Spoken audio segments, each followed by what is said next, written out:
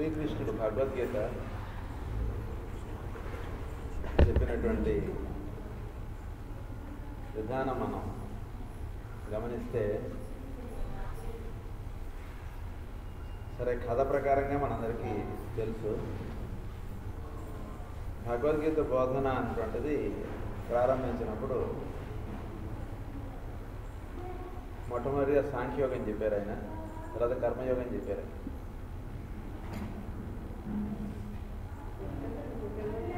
సాంఖ్యయోగంలోనూ కర్మయోగంలోనూ మనకి సాధన కావాల్సినటువంటి రహస్యాలన్నీ అక్కడ ఇస్తారు ఆయన. చాలా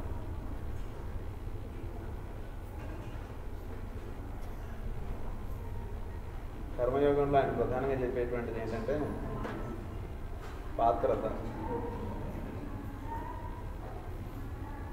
పాత్రత కలిగి ఉండాలి. మనం మన పాత్ర అంటే మనలో ఉన్నటువంటి ఇంద్రియములు, మనస్సు, ఇవి చక్కగా ప్రతిరోజు శుభ్రంగా ఉంచుకోవాలి. అప్పుడు అందులోకి విషయం అనేటువంటిది దిగుతుంది.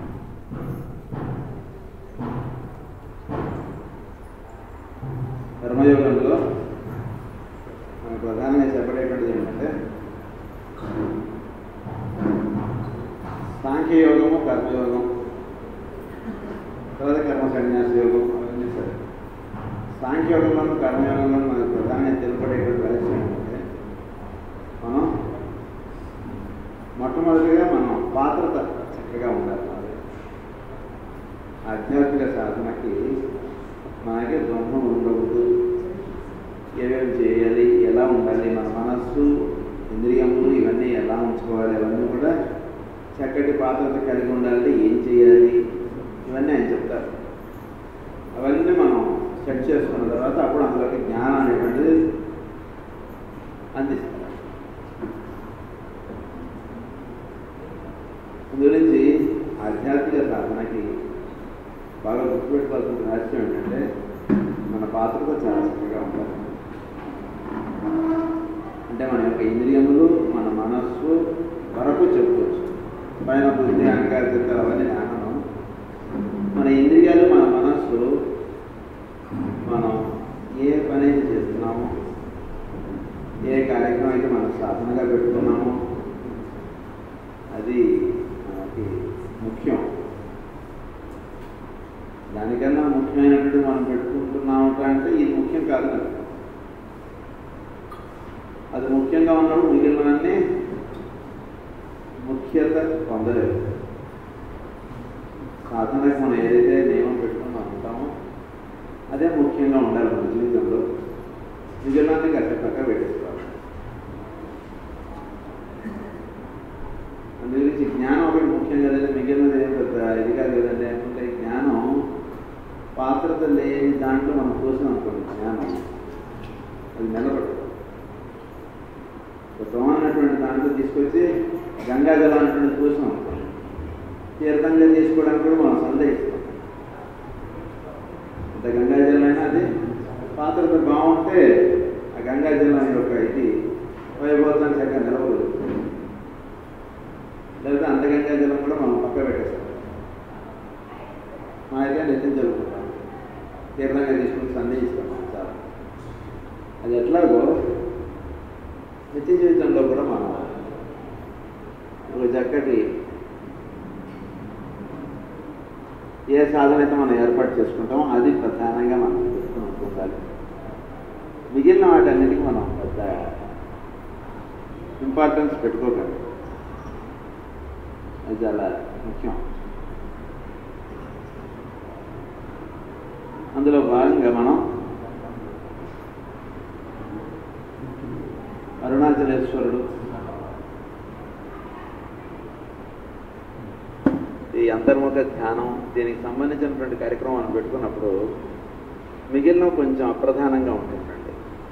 లేదా మిగిలిన ప్రధానంగా పెట్టుకుందాం, ఇది అప్రధానంగా పెట్టుకుందాం. ఏది మనకి ప్రధానం అనిపిస్తుందో అదే చేసుకుందాం మనం. ఒకటి ప్రధానం అని పెట్టుకుని దాని యందు తక్కువ భావం అని అనను, కానీ దానికి పాటించవలసినటువంటి నియమాలు మనం పాటించాలి. 4 గంటలకి క్లాస్ అంటే వర్షం పడినండి, కరెంట్ ఉండనండి, ఏదైనా ఉండనండి, 4 గంటలకల్లా మనం స్టార్ట్ చేసేసుకోవాలి. 6 గంటలకు ప్రార్థన ఎలా అయితే మనకి పెద్దలు ఏమని చెప్పారో అలా మన లైఫ్లో ఉండాలి. ఎందుకంటే ఈ సబ్జెక్టు ఇది రచించినటువంటి వాళ్ళు, ఇచ్చినటువంటి వాళ్ళు చాలా ఋషులు, మహానుభావులు. మనం ఎప్పుడైతే ఆ విషయం మనం చర్చించుకుందామని క్లాస్ అనేటువంటిది ఒక టైం అనేటువంటిది వస్తుందో ఆ టైంకి వాళ్ళు ఇక్కడికి వస్తారు. మన తెలివితేటలతో ఇది అర్థమవుతుందని అనుకోకండి దయచేసి. ఆ టైంకి వాళ్ళు వచ్చినప్పుడు మనం అలా కాకుండా వేరుగా ఉంటే వాళ్ళు ఒకసారి చూసి వెళ్ళిపోతారు. అట్లా వెళ్ళిపోయినట్టుగా వెళ్ళిపోతారు వాళ్ళు. ఆ తర్వాత ఇది అర్థం చేసుకుందాన్ని మనం పెట్టుకున్న క్లాసు దొరికినే కరెంటు దండగా, టైం దండగా అయిపోతుంది. అందు నుంచి మనం ఇది ప్రధానంగా పెట్టుకున్నప్పుడు వేరే వాటిలో పెద్దగా వెళ్ళిపోకండి మీ మనసుని. అది కొంచెం ఏంటంటే పాత్రత బాగా మనం గుర్తుపెట్టుకోవాలి. పాత్రత సరిగా లేకపోతే ఎంత సాధన ఉన్నా కూడా అది అలా ఉంచేస్తారు అంతే. మనకి పురాణాల్లో కథలు కానీ ఇవన్నీ చాలా ఉన్నాయి మనకి. కర్ణుడు, అర్జునుడు ఇద్దరు సమవుజ్జీలే, ఏమీ తక్కువ లేడు కర్ణుడు కూడా. అలాగే భీష్ముడు, శ్రీకృష్ణుడు ఏం తక్కువ కాదు భీష్ముడు అంటే. కానీ అలాగే వ్యాసుడు, భీష్ముడు, వ్యాసుడు మీరు ఎలా అనుకున్నా సరే ఎక్కడ ఎవరు కూడా ఏమీ తక్కువ వాళ్ళు కాదు అసలు. చిన్నపాటి లోపం ఉండేది వాళ్ళని పక్క పెట్టారు. మనం ఎంత సాధన చేస్తున్నాం, ఎంత ఇది అని అనుకున్నది కాస్త ఆ చిన్న పాయింట్లో మిస్ అయిపోతాం మనం. అంటే ఇంత మనం చేసి అదే ఎలా మిస్ అయిపోయామని తర్వాత మనం అనుకుంటాం. దీని గురించి దయచేసి ఎప్పుడు కూడా మీరు కొన్ని పాయింట్స్ మీరు లైఫ్లో, మనకి జ్వాల్కుల్ గారు వైట్ మ్యాజిక్లో కూడా చాలా రహస్యాలు చెప్తారు. ఇవన్నీ కూడా వాటికే అంటే వాటికే, వేటికని మీరు అనుకుంటారో వాటికే. వాళ్ళు ఇదేదో చెప్పి ఇది చేయమని వాళ్ళు ఎక్కడ చెప్పరు. మన మనసుకి ఏది మనకి ఆసక్తిగా ఉంటుందో దాన్ని మాత్రమే మనం ముందుకు తీసుకుని వాటిని మాత్రం మనం కలిగి ఉండడం అనేటువంటి చదిగా పెట్టుకోండి.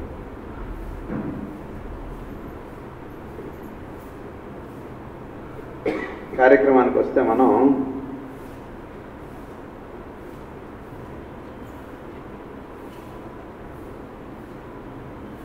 మ్యాగ్నెటిజం అనేటువంటి విషయం మనం చెప్పుకుంటూ వస్తున్నాం.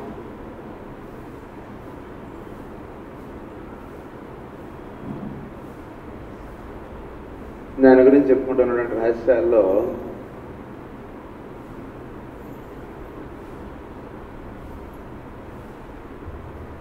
మనం ఉంటూ ఉన్నటువంటి ప్రదేశంలో మన యొక్క ఆలోచన విధానములు అనేటువంటి అక్కడ ప్రతిస్పందిస్తుంటే ఆ విధంగా ఆ వాతావరణంలో ఒక ఆధ్యాత్మికమైనటువంటి తపస్సు చేసి ఒక ప్రదేశంలో వెళ్ళినటువంటి వాడికి అక్కడికి చేరినటువంటి వాళ్ళకి అక్కడ సహజంగా వాళ్ళకి కాసేపు ఇక్కడ తపస్సు చేసుకుందాం, ఇక్కడ ధ్యానం చేసుకుందాం అంటున్నది అనిపిస్తుంటుంది.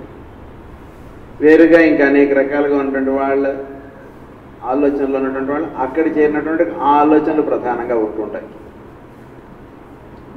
సో దీన్ని బట్టి మనం అవగాహన చేసుకోవాల్సినటువంటి రహస్యం ఏంటంటే మన యొక్క ఆలోచన అన్నటువంటిది మన చుట్టూతో ఉండేటువంటి భౌతికమైనటువంటి వస్తువు విషయములపై దాని యొక్క తాకిడి అంటున్నది ఉంటూ ఉంటుంది. ఇంకొంచెం జాగ్రత్తగా లోతుగా వెళ్ళి తెలుసుకోవాలనుకుంటే మనం తీసుకునేటువంటి ఆహారం కూడా అది వండినటువంటి వాడి యొక్క ఆలోచన విధానం కూడా దాని మీద ప్రభావం ఉంటుంది, ఆలోచన మీద.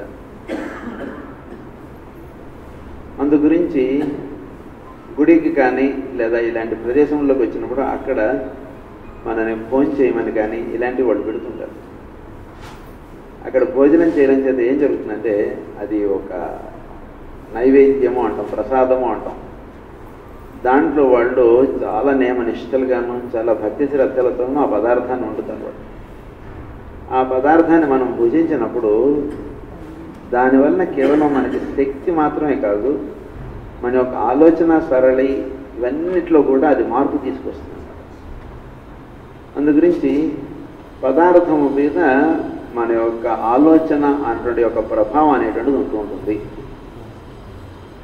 ఇదొక రహస్యం, బాగా తెలుసుకోండి.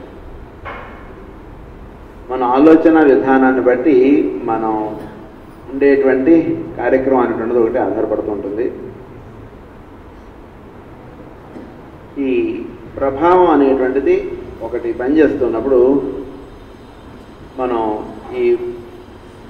ఇంకా మనం ఏం చెప్పుకుంటూ ఉన్నామంటే మన చుట్టూతో ఉండేటువంటిది మనం నివసించేటువంటి విధానంలో అనేక రకాలైనటువంటి వాళ్ళు ఉంటూ ఉన్నప్పుడు వాళ్ళ తాకిడి ఒకటి మనకు తగులుతూ ఉంటుంది. సిటీస్లో ఉండేటువంటి వాళ్ళకి ఇలాంటివన్నీ మనం చెప్పుకున్నాం కదా. సో అదే మనం పల్లెటూరులో వాటిల్లో వెళ్ళడానికి అది మనకి ఆ డిస్టర్బెన్స్ ఉండదు అనేటువంటి విషయం ఒకటి చెప్పుకున్నాం మనం. ఇందులో భాగంగా మనం తెలుసుకోవాల్సినటువంటి ఇంకొక రహస్యం ఏమిటంటే ఆలోచన అన్నటువంటిది ఒకటి ప్రభావం చూపుతుంటుంది. ఆలోచనకితో పాటు మనం ఉచ్చరించేటువంటి శబ్దం ఒకటి ప్రభావం చూపుతూ ఉంటుంది. అసలు శబ్దము ఉచ్చారణ అది చాలా పెద్ద సైన్స్. సౌండ్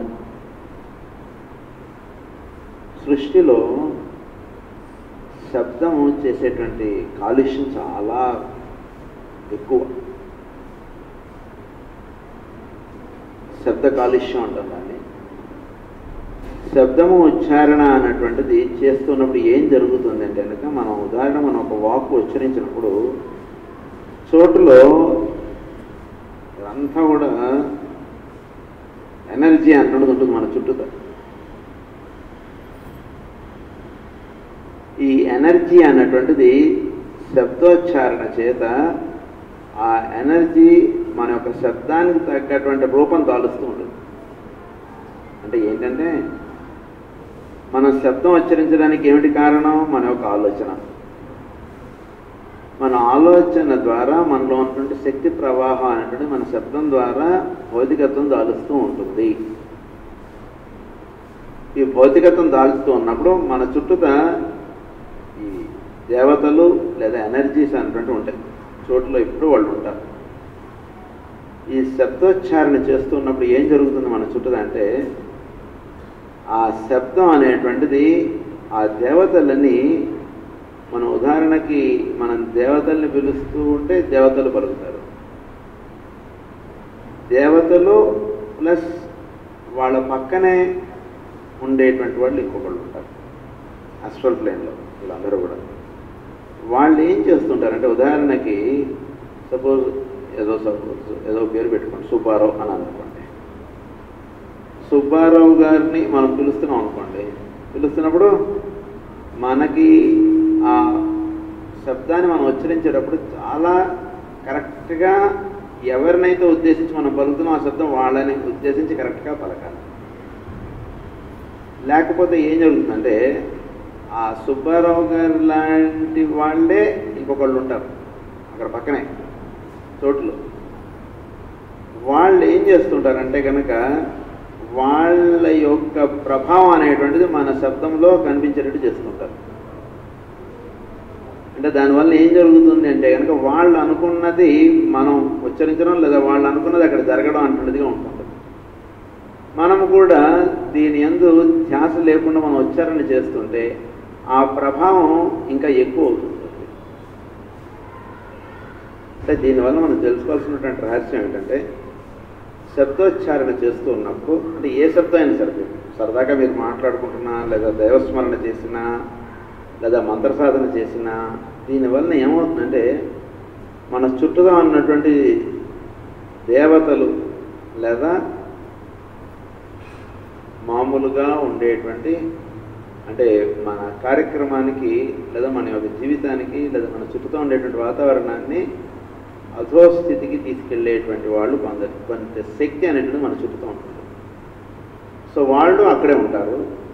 మనం ఉచ్చారణ చేస్తున్నటువంటి శబ్దం మనం ఎప్పుడు కూడా మనం చక్కగా కరెక్ట్గా ఉచ్చరించాలి.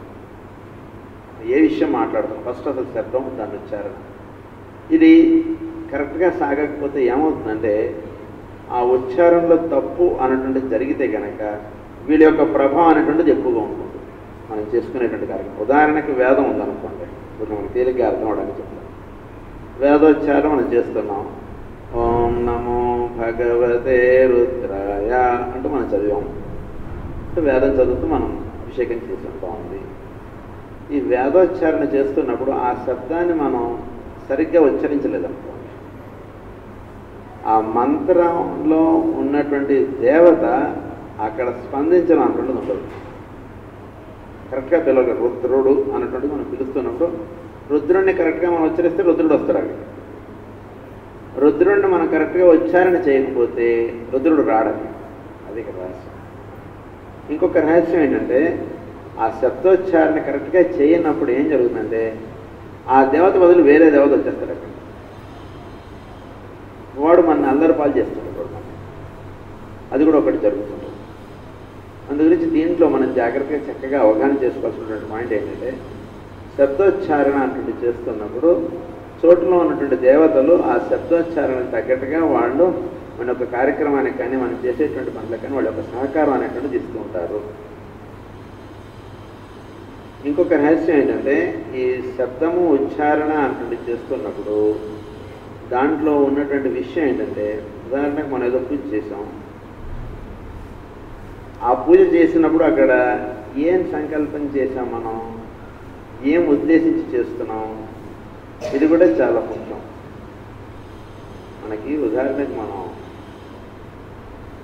ఆ పూజ మనం చేస్తున్నాం, మనం అభిషేకం మనం చేస్తున్నాం, ఏం ఉద్దేశించి చేస్తున్నాం, శబ్దోచ్చారణ ఎలా చేస్తున్నాం, ఇదంతా కూడా చాలా ముఖ్యం. ఆ శబ్దం ఉచ్చారణ ఉదాహరణకి మనకి దీనికి సంబంధించినటువంటి కథలు ఎన్నో ఇచ్చారు మనకి. మీ గురిని అవగాహనకి ఒక చిన్న కథ. విక్రమాదిత్యుడు అక్కడ ఆవిడ చాలాసార్లు హనుమంతుడు వారి చుట్టూ తిరుగుతున్నారు. 2 రోజులైనా ఆవిడ సాక్షాత్కారం పొందుతారు. ఈయన ఏంటో పాపం వాళ్ళు అప్పుడు తిరుగుతున్నారు, నీ చుట్టూతో నువ్వేం పట్టించుకోవేంటి అన్నటువంటిది ఈయన ఎందుకు కత్తి తీసుకుని వెంటనే అమ్మవారు అక్కడ ప్రత్యక్షం అయిపోయారు.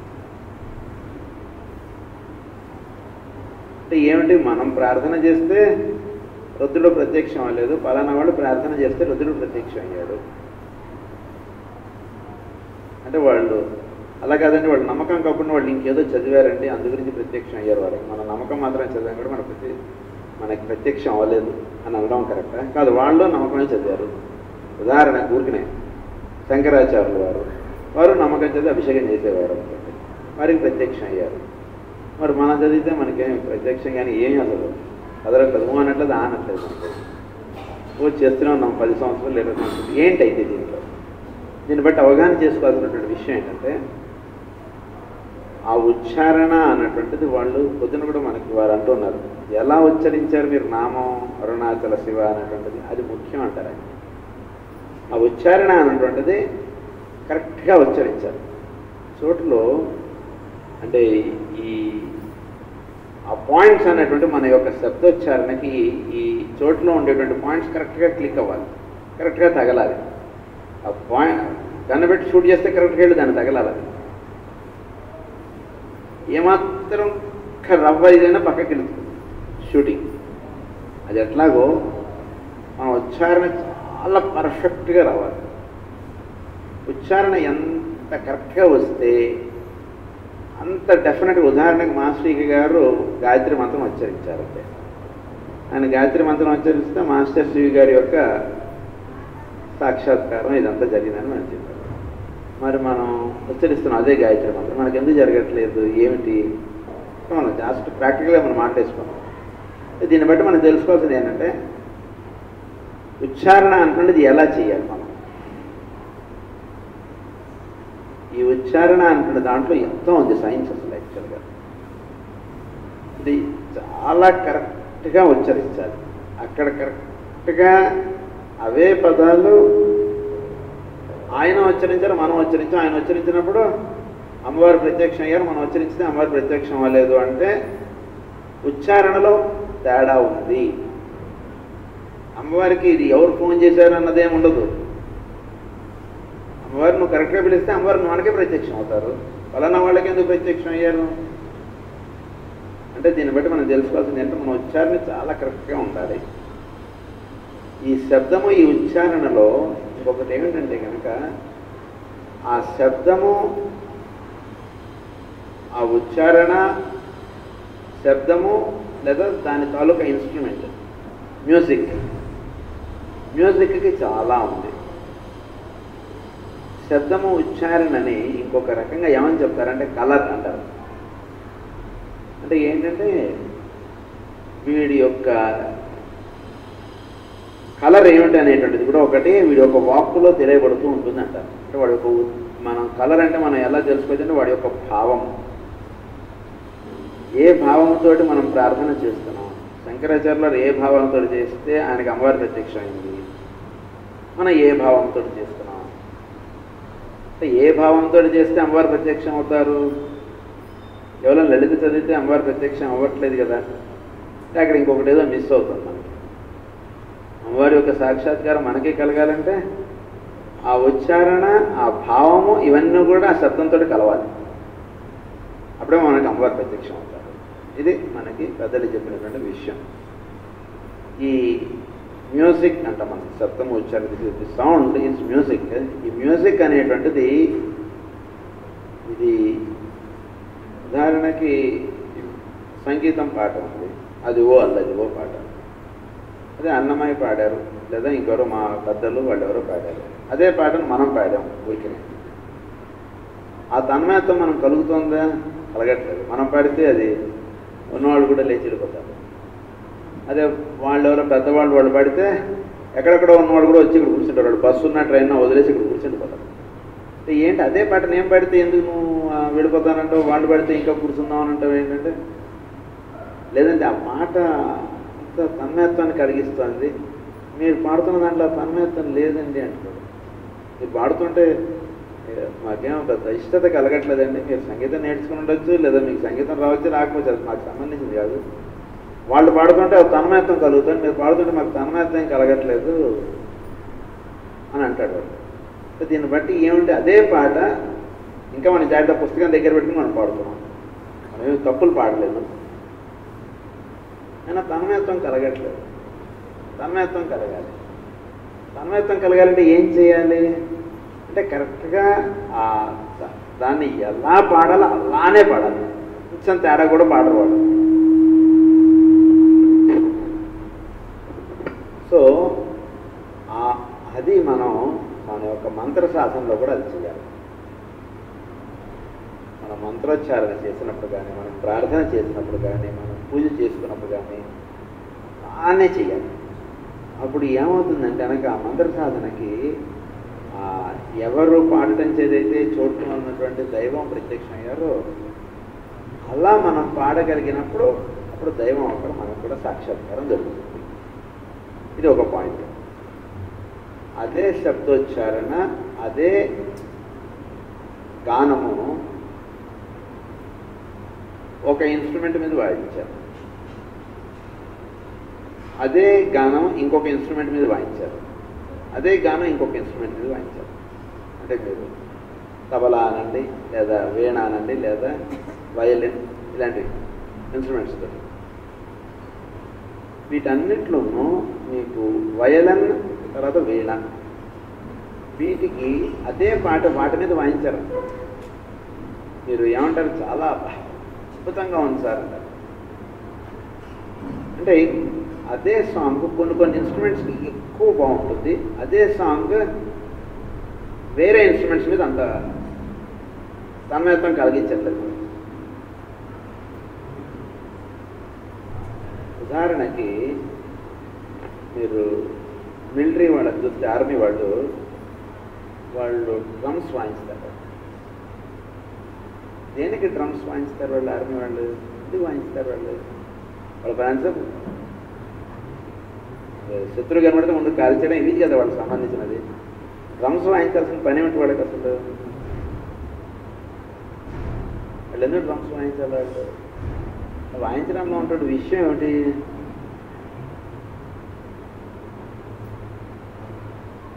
అంటే మ్యూజిక్ ఏం చేస్తుందంటే మనకి శబ్దం ఉచ్చారణ ఏం చేస్తుందంటే వీడిని లెవెల్ ఆఫ్ కాన్షియస్నెస్ నుంచి వాడిని హయ్యర్ లెవెల్ ఆఫ్ కాన్షియస్నెస్కి తీసుకెళ్తుంది. వీడు ఉన్నటువంటి state of level of consciousness నుంచి higher state of level of కాన్షియస్నెస్కి వాడు వెళ్ళడానికి చాలా సులువైనటువంటి మార్గము మ్యూజిక్, సంగీతం. ఆ డ్రమ్స్ వాయించడం కానీ అది కానీ కరెక్ట్గా ఎట్లా వాయించాలి అట్లానే వాయించాలి. రవ్వపాటు తేడా రాకూడదు. ఏమాత్రం తేడా వచ్చినా ఆ రిథం పోతుంది, అందులో మొత్తం మ్యూజిక్ పాడైపోతుంది. వాళ్ళు చూసారా, వాళ్ళు మ్యూజిక్ కంపోజ్ చేసేవాళ్ళు కానీ వాళ్ళు కానీ కరెక్ట్గా ఆ ఇన్స్ట్రుమెంట్ ఏది మైన్యూటెస్ట్గా చూసి వాళ్ళు డిజైన్ చేస్తారు వాళ్ళు. దీన్ని బట్టి ఏంటంటే శబ్దోచ్చారణలో ఎంతో రహస్యాలు ఉన్నాయి. ఆ శబ్దాన్ని ఆ విధంగా ఉచ్చారణ చేయడం, ఆ విధంగా దాన్ని వాయించడం, మ్యూజిక్ ప్లే చేయడం అంటే చేతుడికి ఏమవుతుందంటే వీడు అక్కడ వీడు పొందేటువంటి అనుభూతి చాలా దివ్యంగా ఉంటుంది. అంటే వీడి యొక్క లెవెల్ ఆఫ్ కాన్షియస్నెస్ అక్కడి నుంచి చక్కగా అప్లిఫ్ట్ అవ్వడానికి కావాల్సినటువంటిది దానిలో ఒకటి సిద్ధిస్తున్నారు. ఉదాహరణకి ఇందాక మనం చెప్తాం అంటే అసలు ఆ టాపిక్ నుంచి ఈ టాపిక్ ఎందుకు వచ్చామంటే మనం ఈ మన చుట్టూతో ఉండేటువంటి వాతావరణం ఒకటి మన మీద ప్రభావం చూపుతుంటుందన్నమాట. ఈ ప్రభావం నుంచి మనం ఎట్లా మనం how we can get uplifted, how we can be bit uplifted with the from these states of levels. ఈ చుట్టూతో ఉండేటువంటి వాతావరణం నుంచి మనం ఎలా మనం ఊర్ధగమనముగా మనం ఇనిషియేటెడ్గా మనం చేయాలంటే దానికి ప్రధానంగా మ్యూజిక్ అనేటువంటి చాలా అవసరం. ఆ మ్యూజిక్ ప్లే చేయడం కానీ, ఆ మ్యూజిక్ వాయించడం కానీ, మ్యూజిక్ పాడటం కానీ మన దాకా వస్తే వేదము ఉచ్చారణ చాలా పర్ఫెక్ట్గా వేదోచ్చారణ చేయాలి. ఇంత మాత్రమే వాళ్ళు మ్యూజిక్ కంపోజ్ చేసినప్పుడు అక్కడ వాళ్ళు పాడినప్పుడు చాలా వాళ్ళ దాంట్లో కూడా ఇవ్వండి ఇక్కడ మిస్టేక్స్ చేశారని చూపిస్తుంటారు మనకి రియల్ షోలో. వాళ్ళు ఆశ్చర్యపోతాం మనం. అంటే ఏంటంటే అంత మైన్యూటెస్ట్గా పర్ఫెక్ట్గా చేయాలి మనం ఎప్పుడు కూడా. ఎందుకంటే ఈ శబ్దోచ్చారణతో ఏం జరుగుతుందంటే ఈ రాంగ్ యూసేజ్ ఆఫ్ సౌండ్ చేత చోట్లో ఎంతో డిస్టర్బెన్స్ అన్నటువంటిది లేదా డిసీజ్ కాజింగ్ థింగ్స్ అన్నటువంటిది ఎంతో జరుగుతుంది. సరే మంచి శబ్దం ఉచ్చారణ కరెక్ట్గా చేస్తే దానివల్ల పొందేటువంటి లాభం అనండి, దానివల్ల వచ్చేటువంటి రిజల్ట్ కానివ్వండి హయ్యెస్ట్. గాయత్రి మంత్రం ఉచ్చరించాం, కరెక్ట్గా ఎట్లా ఉచ్చరించాలో అలానే ఉచ్చరించాలి. ఆ పాయింట్ కరెక్ట్గా ఇది చేసినప్పుడు ఆ చోట్ల ఉన్నటువంటి గాయత్రి వీడికి తెలుస్తుంది. అలా కాకుండా చేస్తుంటే ఏదో మనం మామూలుగా చేస్తుంటాం, కోటి జపం చేస్తున్నాడు, కోటి గాయత్రి చేస్తున్నాడు చేసుకుని అది వీడు పొందలేడు కదా అలా చేస్తున్నప్పుడు. ఇంకొకటి ఏంటంటే ఈ మంత్రోచ్చారణ చేస్తున్నప్పుడు అది ఆ శబ్దోచ్చారణ చక్కగా చేయనప్పుడు దానివల్ల జరిగేటువంటి కాలుష్యం వలన ఏర్పడేటువంటి డిస్టర్బెన్స్ చాలా ఎక్కువ. అంటే ఒక పుణ్యక్షేత్రం మనం వెళ్ళినప్పుడు అక్కడ ఎప్పుడూ కూడా వాళ్ళు మనం ఇప్పుడు గమనిస్తే మైక్లో కానీ లేదా పూర్వంలో మనం గమనిస్తే అక్కడ ఎప్పుడు వేదోచ్చారణ చేయడం ఇలాంటివన్నీ ఎక్కువ పెడతారు వాళ్ళకి. ఎందుకు అంటే కనుక ఆ మంత్ర శబ్దం అంటున్నది అక్కడ వస్తూ ఉన్నప్పుడు అక్కడ ఉన్నటువంటి దేవతలు ఆ మంత్రమునకు వాళ్ళు అక్కడ ఉంటుండడం, వాళ్ళ యొక్క స్పందన అనేటువంటిది అక్కడ చూపిస్తుండడం అంటున్నది ఉంటుంది. అది కాకుండా వేరే విషయాలు మనం మాట్లాడామనుకో ఏం జరుగుతుంది అక్కడ, చక్కటి వంట చేస్తున్నటువంటి వాడి దాంట్లో మనం మధ్యలో ఒక 5 నిమిషాలు నువ్వు పొయ్యి మీద పెట్టేసి చూస్తున్నాయినా నేను ఎప్పుడే వస్తానన్నాడు అనుకోవాలి. మనం ఊరికి నేను ఉంచకుండా దానిలో ఎక్కడోగా ఏం కాదులేరా అని చెప్పి ఇంత కారం ఇంత ఉప్పు ఏదో వేస్తున్నాను. ఏమవుతుంది వాడు చేస్తున్నటువంటి మంచి వంట రుచిగా వస్తా పోతుంది. అందు గురించి మన నుంచి వచ్చేటువంటి శబ్దం మనం చాలా ఒక్కొక్క పదము కూడా మనం జాగ్రత్త. ఒక లోభి ధనం ఎలా వాడు ఖర్చు పెడతాడో మన నోటి నుంచి వచ్చేటువంటి వాక్కు అంతకన్నా చాలా పిసినారుగా మనం వాడాలి.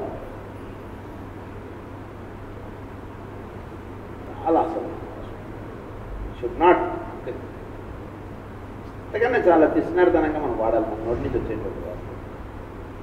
ఎక్కడా కూడా మన వాక్కు ఇతరులని అంటే కష్టపెట్టేటువంటి విధంగా మన వాక్కు వెళితే ఏమవుతుందంటే దానివల్ల నష్టం చాలా ఎక్కువ ఉంటుంది. బాగా గుర్తుపెట్టుకోండి. మనకు వేరే వాడు అన్యాయం చేయవచ్చు, కానీ మనం ఉచ్చరించేటువంటి శబ్దం చేత వాడు మనసు కొంచెం బాధపడింది, దానివల్ల జరిగేటువంటి నష్టం చాలా ఎక్కువ ఉంటుంది. ఎందుచేతంటే కనుక ఈ వాక్కు ఉచ్చారణలో మనం చూసేటువంటి నష్టం కాకుండా ఒక ప్రశాంతంగా ఉన్నటువంటి నీటి జలాల్లో ఇంత రాయి బండరాయి పడేసినట్టు అవుతుంది. ఆ అలలు సెట్ అయ్యి మళ్ళీ అవి నిశ్చల స్థితికి రావడానికి చాలా టైం పడుతుంది. అది ఎట్లాగో వీటి దగ్గర కూడా అంత ఇది ఉంటుంది అన్నమాట. అందు గురించి వీటి నుంచి ఉచ్చరించబడేటువంటి శబ్దం చాలా జాగ్రత్తగా ఉచ్చరించాలి, చాలా తక్కువగా వాడాలి. ఈ శబ్దోచ్చారణ చక్కగా చేసినప్పుడు వీడి చుట్టూతో ఉండేటువంటి వాతావరణాన్ని వీడి యొక్క దేంట్లోకి అది తీసుకొస్తాం. ఏంటి వాతావరణం ఏం జరుగుతుంది, ఈ చుట్టూతో ఒక థాట్స్ అనేటువంటివి అక్కడ ఉండిపోతాయి. అప్పుడు అది వీడు ఉచ్చరించేటువంటి శబ్దానికి అది ఎలా నల్లిఫై అవుతుంది అంటే వీడు అక్కడ చేరినప్పుడు అక్కడ ఒక మంత్రోచ్చారణ చేసినప్పుడు ఆ మంత్రమునకు దేవతలు మాత్రమే స్పందించాలి, దేవతలు మాత్రమే పలకాలి ఆ మంత్రాలు. వేరే ఇది అక్కడ రాకూడదు. దేవతలు ఎప్పుడైతే అక్కడికి రాబడతారో, ఆ దేవతలు ఎప్పుడైతే అక్కడికి చేరతారో ఇంకా అక్కడ ఉండవలసినటువంటి వాతావరణాన్ని అంతా కూడా వీడు నలిపే చేసేసిన వాడు అవుతాడు. అందు గురించి మనం ఏం చేస్తాం, మనం ఒక కొత్త ఇల్లు కొట్టుకున్నాం లేదా ఒక కొత్త ఏదైనా చేస్తున్నాం, అక్కడ గృహప్రవేశం అని చెప్పి అది చేస్తున్నాం. చేసినప్పుడు అక్కడ మంత్రోచ్చారణ అటువంటి చక్కగా చేసేందుకు అంతకు ముందు అక్కడ ఎవరున్నా ఆ ప్రదేశంలో ఏదున్నా సరే దాని యొక్క ప్రభావం మన మీద ఉండకుండా ఉండడానికి అంత పూజాది క్రతం అవన్నీ చేస్తాం. దానివల్ల నేను అదంతా నమ్మకం అని అనుకోకండి, అలా చేస్తే మంచిదని ఇలాని కాదు. ఆ మంత్రోచ్చారణకి ఏం జరుగుతుందంటే అక్కడ ఉండేటువంటి శబ్ద కాలుష్యములు లేదా చోట్ల ఉండేటువంటి అవంతా కూడా పడిపోయి కేవలం ఒక మంచి ఫ్రాగ్రెన్స్తో కూడినటువంటి వాతావరణం అక్కడ ఏర్పడుతుంది. అది మనకి ప్రధానంగా ఇవ్వబడుతుంటుంది. దీంతో పాటు మనకి సౌండ్ ఒకటి, కలర్ ఒకటి. వీడి యొక్క శబ్దోచ్చారణకి అక్కడ కలర్స్ అనేటువంటి కొన్ని ఏర్పడుతుంటాయి. ప్రతి వ్యక్తి చుట్టూతో ఒక కలర్ అనేటువంటిది ఉంటూ ఉంటుంది. వాడి యొక్క స్వభావ రీత్యా, వాడి యొక్క ఆలోచన రీత్యా వాడి చుట్టూతో ఒక కలర్ అనేటువంటిది ఒకటి ఉంటూ ఉంటుంది. అంటే వాడి మనస్సు అనేటువంటిది మనం ఏదైతే అంటామో అదే వాడి యొక్క కలర్గా చెప్తాం. వాడి మనస్సు సద్భావంతో మాట్లాడేటువంటి వాడు యొక్క మనస్సు చాలా చక్కగా ఉంటుంది కదా, అప్పుడు వాడి చుట్టూతో ఉండేటువంటి కలర్ చాలా చక్కగా నిలుస్తుంది. వాడి యొక్క భావం సరిగా లేకపోయినా మనని చాలా ప్రేమతో మాట్లాడాడు అనుకోండి, అది వాడిని చూసాక మనం కొందరు చెప్పేస్తారు సరే వాడు బాగా మాట్లాడినా వాడి మాట నమ్మకండి అంటారు. కొంచెం మంచి సాధన కలిగినటువంటి వాళ్ళు వాడేటువంటి కలర్స్ కానీ ఇవి కానీ చాలా వాళ్ళ యొక్క వాక్కులో అది తెలియబడుతుంది. దాన్ని కలర్ అంటారు. వాక్కులో తెలియబడేటువంటి రహస్యాన్ని కలర్ అంటారు. తర్వాత వాడు వేసుకున్నటువంటి డ్రెస్ కాదు ఇక్కడ, వాడు ఉండే ప్రదేశమునకు సంబంధించినది కాదు ఇక్కడ నేను చెప్తున్నది. కలర్ అంటే వాడి యొక్క భావమునకు సంబంధించినటువంటి రహస్యం కలర్గా చెప్తాం. ఈ భావం అనేటువంటిది చక్కగా ఉండాలి. వేరేవాడు ఏ ఇబ్బందుల్లో ఉన్నా ఏదైనా సరే వీడి యొక్క భావం చక్కగా ఉన్నప్పుడు వీడి చుట్టూతో ఉండేటువంటి కలర్ చాలా ప్రశాంతమైనటువంటి కలర్స్ ఉంటాయి. ఈ కలర్ అనేటువంటి చక్కగా నిలబడడానికి వీడు కొన్ని సాధనలు అనేటువంటి చేయాలి. అంటే ఏంటంటే కొన్ని కలర్స్ వీడు వాడటం చేత వీడిలో సహజంగా ఆ గుణాలు అనేటువంటివి వస్తాయి. అంటే వీడు కొన్ని రంగులు వీడు వాడకుండా ఉండాలి. వీడి లైఫ్లో కొన్ని రంగులు చక్కగా వాడుకోవాలి. అది వాడుకుంటుంటే ఏమవుతుందంటే వీడి యొక్క సాధన చాలా చక్కగా వేగవంతంగా ముందుకు వెళ్ళడానికి జరుగుతుంది. ప్రధానంగా క్రితం సోలార్ సిస్టంలో వాడబడినటువంటి రంగులు ఏమిటంటే ఒకటి బ్రౌన్, ఒకటి బ్లాక్, గ్రే. ఈ కలర్స్ క్రితం సోలార్ సిస్టంలో వాడబడ్డాయి. అవి మనకి ఇబ్బంది పెట్టేటువంటివి కాబట్టి అవి ప్రధానంగా వాడకండి అని చెప్పారు. అది కలర్స్కి సంబంధించినటువంటి రహస్యం.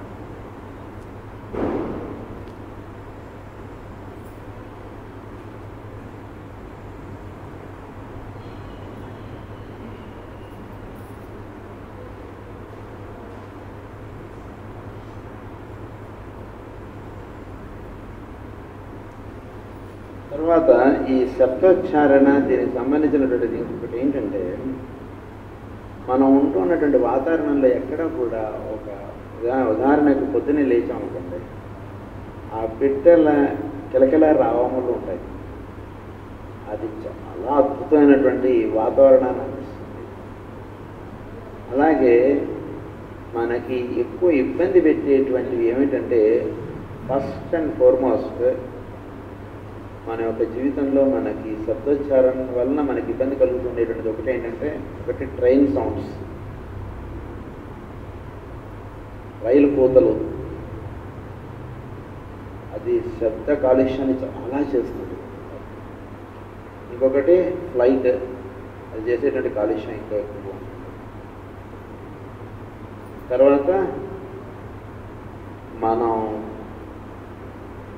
ఈ షూటింగ్ ఒకటి ఉంటుంది కదా, రైఫిల్ షూటింగ్, అదొకటి చాలా, అంటే ఉదాహరణగా అక్కడ ఏదో పెట్టాను లేదా ఎవడో ఏదో పక్కన రైఫిల్ షూటింగ్ క్లాసెస్ ఏదో రన్ అవుతున్నాయి ఊరిని మీకు చెప్తాను. అక్కడ గనతో టక్ అనేది కాదు, ఒకసారి ఆ శబ్దం వినేటప్పుడు మనం ఏమైపోతాం, చదువుతాం. ఒకసారి ఆ శబ్దం వినేటప్పటికీ ఒకసారి మనం ఇట్లా షేక్ అవుతాం. అంటే దానివల్ల తెలుసుకోవాల్సినటువంటి విషయం ఏంటంటే, ఆ శబ్దము మనకి భౌతిక లోకాల్లోనే కాదు, దానికి పైన ఉన్నటువంటి లోకాల్లో కూడా అది చేసేటువంటి ఇబ్బంది చాలా ఎక్కువ. కొన్ని శబ్దాలు భౌతిక లోకంలో అది ఏర్పరిచేటువంటి ఇబ్బంది ఒకటి, అది కాకుండా మన యొక్క ఆస్ట్రల్ ప్లేన్, మెంటల్ ప్లేన్ అంటాం, వాటిల్లో అది చేసేటువంటి ఇబ్బందులు చాలా ఎక్కువ ఉంటాయి. అందు గురించి ఈ షూటింగ్ ఒకటి, తర్వాత ట్రైన్ సౌండ్స్ ఒకటి, ఫ్లైట్ సౌండ్స్ ఒకటి.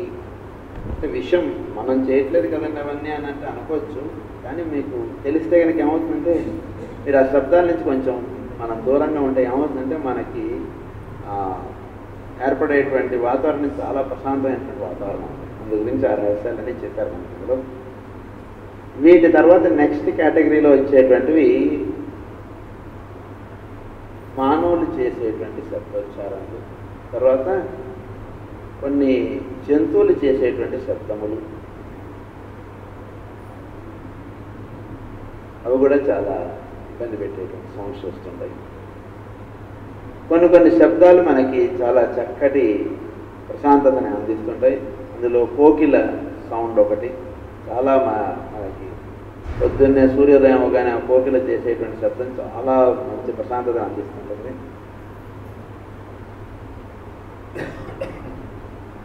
ఈ సౌండ్స్ అనేటువంటి ఈ రకమైనటువంటి జాగ్రత్తలు అనేటువంటి తీసుకోవడం చేత ఏమవుతుందంటే మన యొక్క వాతావరణం చాలా చక్కగా ఉంటుంది.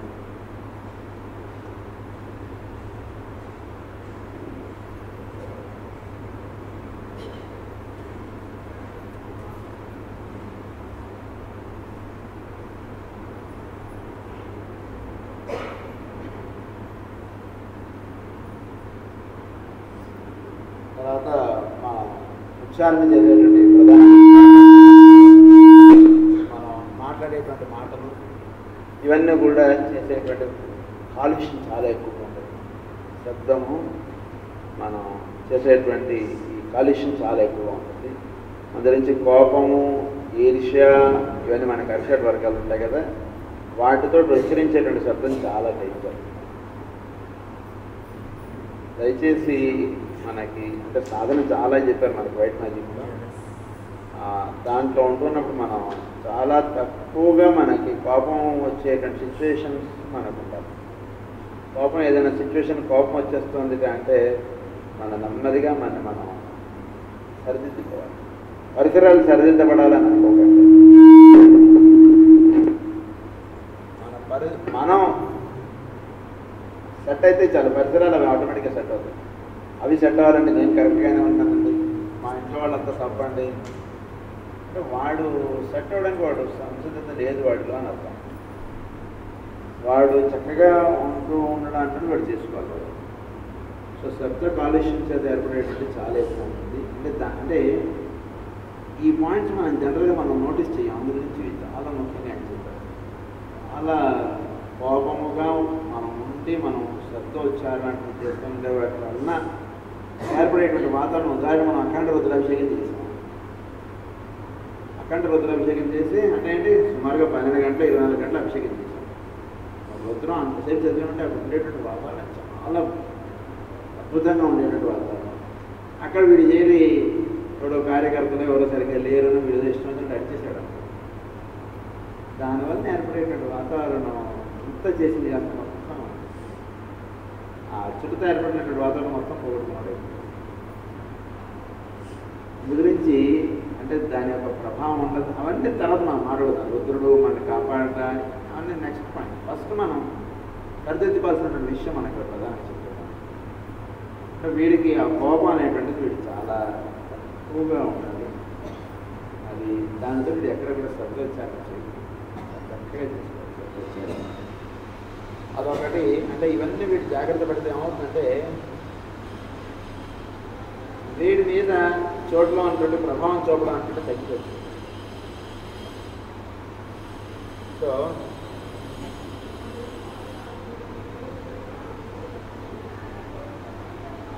అలాగే వీళ్ళు లామాస్ వాళ్ళు చేసేటువంటి శబ్దం చాలా చాలా బాగుంటుంది. వాళ్ళు మన ఓంకారోచ్చారణ ఎంత అద్భుతంగా ఉంటుందో చక్కగా చేస్తే శబ్దం ఆ ఇన్స్ట్రుమెంట్ తోటి ఇలా వాళ్ళు ఇలా రౌండ్ అంటారు. కరెక్ట్గా అనాలి. ఎలా అయితే వీణ కరెక్ట్గా వాయించాలని మనం చెప్తాము. ఆ వీణ వయలన్ ఇవి ఇచ్చేటువంటి తన్మయత్వం వేరే వాటిలో ఉంటుందండి. అంటే మనం ఈ తన్మయత్వం కలగాలి బేసిక్గా. మిగిలిన విషయాలన్నీ కూడా ఏంటంటే మనకి తన్మయత్వం కలగడానికి కావాల్సినటువంటి ఏర్పాటు చేసేది. తన్మయత్వం దేని చేతి సహజంగా వచ్చేస్తుంటే శబ్దోచ్చారణ చేసి తన్మయత్వం వచ్చేస్తుంది. బేసిక్గా మనకి తన్మయత్వం కావాలి. తన్మయత్వం అంటే ఏమిటి అంటే మనం చెప్పుకోకూడదు. తన్మయత్వం రావాలి మనందరికీ. తన్మయత్వం దేని చేతి సహజంగా వచ్చేస్తుంటే ఈ సంగీతం, ఈ వీణ, వయలిన్ ఇలాంటి వాటిలో తన్మయత్వం చాలా సులభంగా వచ్చేస్తుంది. అందు గురించి అవి మనకి శబ్దములకు వీటికి చాలా మంచి ఇది చెప్పినటువంటి. తర్వాత చోటలో అంటే మీకు పొద్దున చెప్పినటువంటి దాని సొల్యూషన్ ఏంటంటే శబ్దోచ్చారణ. ఇది చాలా చక్కగా చేసుకోవాలి. మన చుట్టూతో ఉండేటువంటి వాతావరణాన్ని చాలా ప్రశాంతంగా వీటిగా ఉంచుకోవడానికి శబ్దోచ్చారణ చాలా ముఖ్యం. అది అంటే మనం ఎంత ప్రశాంతంగా ఉండి మన శబ్దం ఉచ్చరిస్తే అంత మన చుట్టూతో ఉండేటువంటి వాతావరణం అంత బాగుంటుంది. అలాగే మన చుట్టూతో ఉండేటువంటి వాతావరణ ప్రభావం మన మీద ఉండకుండా ఉండాలంటే మనం ఉచ్చారణ చేసేటువంటి శబ్దం చాలా చక్కగా ఉంటుంది. ఏం కాదు లోకాలేదు. ఉదాహరణకి మనం ఇంకో నెక్స్ట్ అవర్ మనకి ఏం జరుగుతుందేమో అంటే పరిస్థితి ఉందనుకోండి. ఊరికే దైవానుగ్రహించాలి మనకి అటువంటి పరిస్థితి రాకూడదు. నెక్స్ట్ అవర్ మనం ఏమైపోతామో అటువంటి పరిస్థితి వస్తుంది ఒక్కొక్కసారి. ఇప్పుడు వీడు చేసేటువంటి ప్రార్థన అంటే అప్పుడు వీడు చేసేటువంటి పూజ కానీ ఇదిగా చేస్తాడు. వీడు నీవే తప్ప పరం పెరుగని అనుకున్నది ఇంకా చేస్తాడు. అలా చేసినప్పుడు వీడికి చాలా తేలికగా వాడు ఆ కష్టం నుంచి అలా దాటినటువంటి పరిస్థితి కలుగుతుంది. అది దేని చేత కలిగిందంటే ఈశ్వరానుగ్రహం అంటే నిజంగా భగవంతుడు మనల్ని అనుగ్రహించేది మనం కాపాడబడ్డాం అంటే అంటాం. ఈశ్వరానుగ్రహం లేదని కాదు, అక్కడ బేసిక్గా జరుగుతున్నది అంటే వీడు శబ్దోచ్చారణ రోజు చేసేటువంటి ప్రేయర్ అయినా ఆ రోజు వీడు చేసినటువంటి ప్రేయర్లో చాలా తేడా. ఉదాహరణకి మనం రోజు ప్రేయర్ చేస్తాము అని చెప్పి నమస్కారం మాస్టర్ చెప్పాము లేదో గుర్తులేదు అన్నట్టుగా మనం ప్రేయర్ వెళ్ళిపోతున్నాం. కానీ ఆ రోజు వీడు నమస్కారం వీడు ఉచ్చారణ ప్రతి శబ్దం కూడా వీడు చాలా స్ట్రెస్ చేసి చాలా భక్తితోటి వీడు చేస్తాడు. అది ఎప్పుడైతే చేస్తాడో డెఫినెట్గా ఆ దానికి చోటులో ఆ దేవతలు అనేటువంటి వాడు వాళ్ళు అలా ట్యూన పెడతారు. మనం అదంతా దేంట్లో ఉందంటే మన యొక్క శబ్దోచ్చారణలో ఉండే విషయాలన్నీ కూడా. ఇందు గురించి మనం ఉచ్చారణ చేసేటువంటి శబ్దం చాలా చక్కగా ఉండాలి. దీని తర్వాత మనం తెలుసుకోవాల్సినటువంటి రహస్యం ఏంటంటే చోటులో మనలో ఇంద్రియములు అనేటువంటివి ఉన్నాయి. ఈ ఇంద్రియాలు ప్రధానంగా మనకి 5గా చెప్పారు. 5 మాత్రమే కాదండి, అవి 7 ఇంద్రియములుగా చెప్తారు. అందులో ఉన్నటువంటి 7 ఇంద్రియాలండి. 5 ఇంద్రియాలు అనేటువంటి మాట ఎందుకు వచ్చింది అంటే మరి అంటే అనగా వాడి యొక్క లెవెల్ ఆఫ్ కాన్షియస్నెస్కి అది అంతవరకే దర్శించగలరు కాబట్టి వాడికి 5 అని చెప్పారు. కొంచెం చక్కగా సాధన కలిగినటువంటి వాడికి చెప్పడేటువంటి రహస్యం ఏంటంటే 7 ఇంద్రియాలు వాడిలో ఉన్నాయి. 7 ఇంద్రియాలు ఏమిటి మనకు తెలిసినటువంటి మనలో 7 ఇంద్రియాలు ఉన్నాయి, చోటులో కూడా 7 ఇంద్రియాలు ఉన్నాయి. సో మనం న్యాసం చేయడం అంటాం. మనం రుద్రాభిషేకం చేసినాం, ఫస్ట్ ఏం చేస్తాం? న్యాసం చేస్తాం. పొద్దున చేద్దాం. ప్రజలనే బ్రహ్మాతిష్టతు పాదయోర్, విష్ణుతిష్టతు హస్తయోర్, హరస్తిష్టతు బాహువోర్, ఇంద్రస్తిష్టతు, ఇవన్నీ చెప్తాం మనం.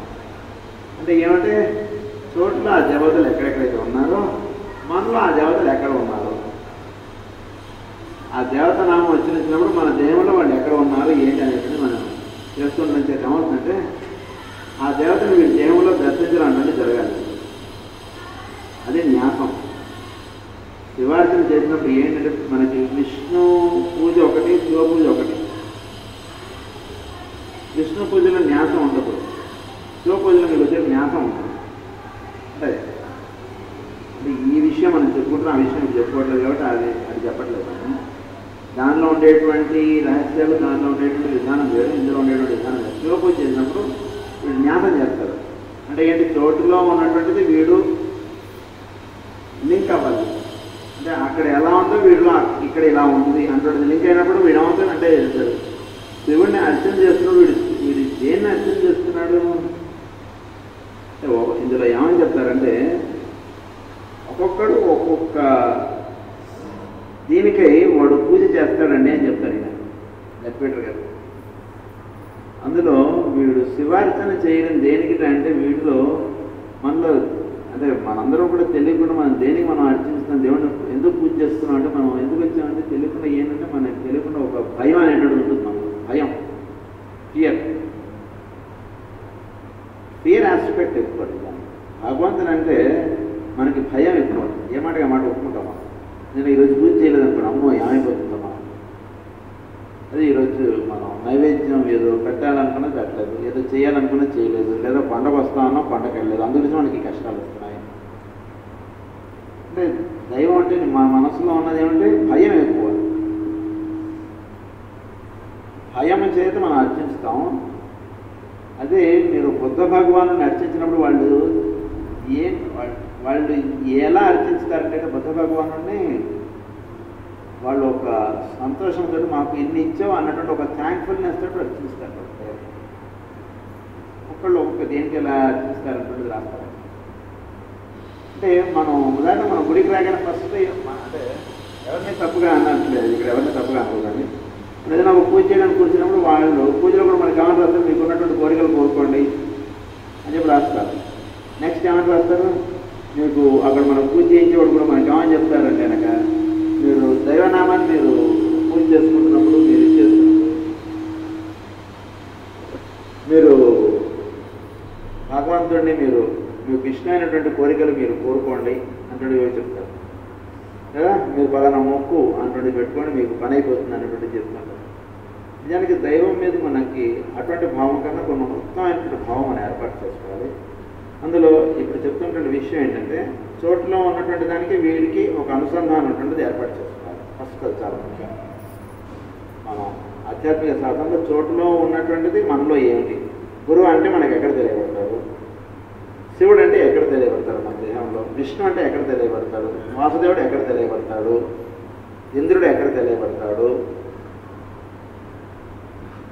కైలాసం అంటే ఎక్కడ ఉంది మనలో? ఈ న్యాసం అనేటువంటి మనం చేసుకోవాలి. వినాయకుడు మనలో ఎక్కడ తెలియబడతాడు? కుమారస్వామి ఎక్కడ తెలియబడతాడు? ఇలా ప్రతి దీంతో మనం అంటే ఎందుకు ఇంతమంది దేవుళ్ళు ఇవన్నీ అంటే మనలో దర్శించవలసినటువంటి కోణాలు అన్నీ ఉన్నాయి. అది గురించి ఇన్ని దేవతామూర్తులు మనకి. సో ఇప్పుడు శివుడిని మనం ఉచ్చారణ చేస్తున్నప్పుడు మనం న్యాసం అనేటువంటి చేసుకుని మనం శివనామంలో వెళ్తాం. అలాగే ఈ 7 అనేటువంటి సెన్సెస్ చోట్ల 7 సెన్సెస్ ఏమిటి? మనకి పంచభూతాలు మాత్రమే మనకి తెలుసు. అంటే పృథివీ ఆపస్తేజ వాయుర్ ఆకాశం. ఆకాశం 5వది, దానికి పైన ఇంకొక 2 ఉన్నాయండి అని చెప్తారు చోట్లో. అలాగే వేడిలో కూడా మనకు తెలిసినటువంటి పంచేంద్రియాలు కాకుండా ఇంకొక 2 ఉన్నాయని చెప్తారు. మనలో వాటిని ఏమని చెప్తారంటే ఒకటి బుద్ధిగా చెప్తారు. బుద్ధితోటి దర్శించవలసినటువంటి కొన్ని ఉంటాయి. 7వది ఏమని చెప్తారంటే ప్రజ్ఞ అంటారు. ప్రజ్ఞ ద్వారా తెలుసుకునేటువంటి రహస్యాలు మొత్తం 7. ఇంద్రియాల ద్వారా తెలియబడేటువంటిది వేరు, బుద్ధితోటి తెలియబడేటువంటి వేరు, ప్రజ్ఞతోటి తెలియబడేటువంటి వేరు. ఇవి మొత్తం 7 సెన్సెస్. అలాగే చోట్ల ఆకాశం నుంచి మిగిలిన 4 వచ్చాయి. ఆకాశం ఎక్కడి నుంచి వచ్చింది? దాని పైన ఉన్నటువంటి స్థితిలో నుంచి ఆకాశం అనేటువంటిది వచ్చింది. అది ఎక్కడి నుంచి వచ్చిందంటే కనుక చోట్ల ఒకటి మొట్టమొదటిగా ఒక స్థితి అంటున్నది ఏర్పడింది. దాని నుంచి సమస్తము అంటున్నది ఏర్పడుతున్నాయి. దాని నుంచి ఆకాశమునకు ముందు అన్నటువంటి స్థితి వచ్చింది. దాని నుంచి ఆకాశం వచ్చింది. ఆకాశం నుంచి మిగిలిన 4 వచ్చాయి అని చెప్పి మేడం దేవశ్రీ గారు రాస్తారు. అంటే ఏమని రాస్తారంటే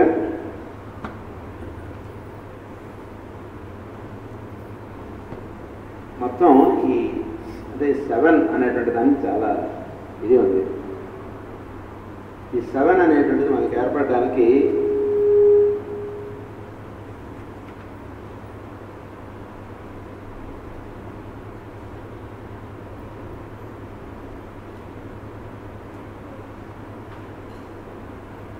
ఏడు తత్వం అంటారు. వీటికి పేర్లు కూడా ఇచ్చారు.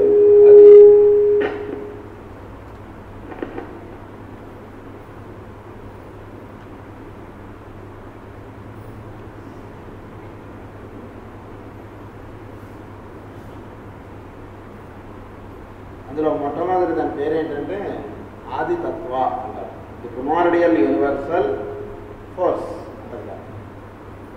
issuing at the beginning of manifestation or of this creative period from the eternal immutable sun. అంటే చోట్లో మొత్తం అంత ఇదిగా ఉన్నటువంటి స్థితిలో నుంచి ఘనీభవించేటువంటి స్థితి ఏర్పడటం. ఘనీభవించడం కూడా కాదు, మొత్తం అంతా కూడా ఒకే ఒక దీంట్లో ఇదంతా నిండబడుతుంది. సృష్టి అంతా కూడా అంటే సృష్టి మనం చెప్పినటువంటి సౌరమండలం ఇదంతా కూడా దేని నుంచి వచ్చిన ఆకాశంలో నుంచి మిగిలిన ఇవన్నీ ఇలా వచ్చాయి. సూర్యుడు ఇవన్నీ ఇలా వచ్చాయి. ఆకాశం కూడా ఎందులో నుంచి వచ్చింది? దానికి పైనటువంటి స్థితి. అది ఏది లేకుండా ఉన్నటువంటి స్థితిలో నుంచి ఏది లేకుండా ఉన్నటువంటి స్థితిని ఏమన్నారంటే సత్ అన్నమాట. ఆ స్థితిలో నుంచి ఒకటి పుట్టుట అన్నటువంటి స్థితి అన్నది ఒకటి ఏర్పడింది. ఆ స్థితి ఏర్పడినటువంటి దాన్ని ఆది అంటారు. ఇంకా సృష్టి ఇదేం రాలేదు. ఇంకా ఆది తత్వము అంటారు దాన్ని. beginning of manifestation, at the beginning of manifestation or of the creative period from the eternal immutable Sat. Eternal principle నుంచి అంటే శాశ్వతత్వము అనేటువంటి దాంట్లో నుంచి the wheel cut is east అంటారు సార్. అలా సృష్టిలో ఆ సంకల్పము అంటున్నది ఏర్పడుతుంది. దాన్ని ఆదితత్వము అంటారు.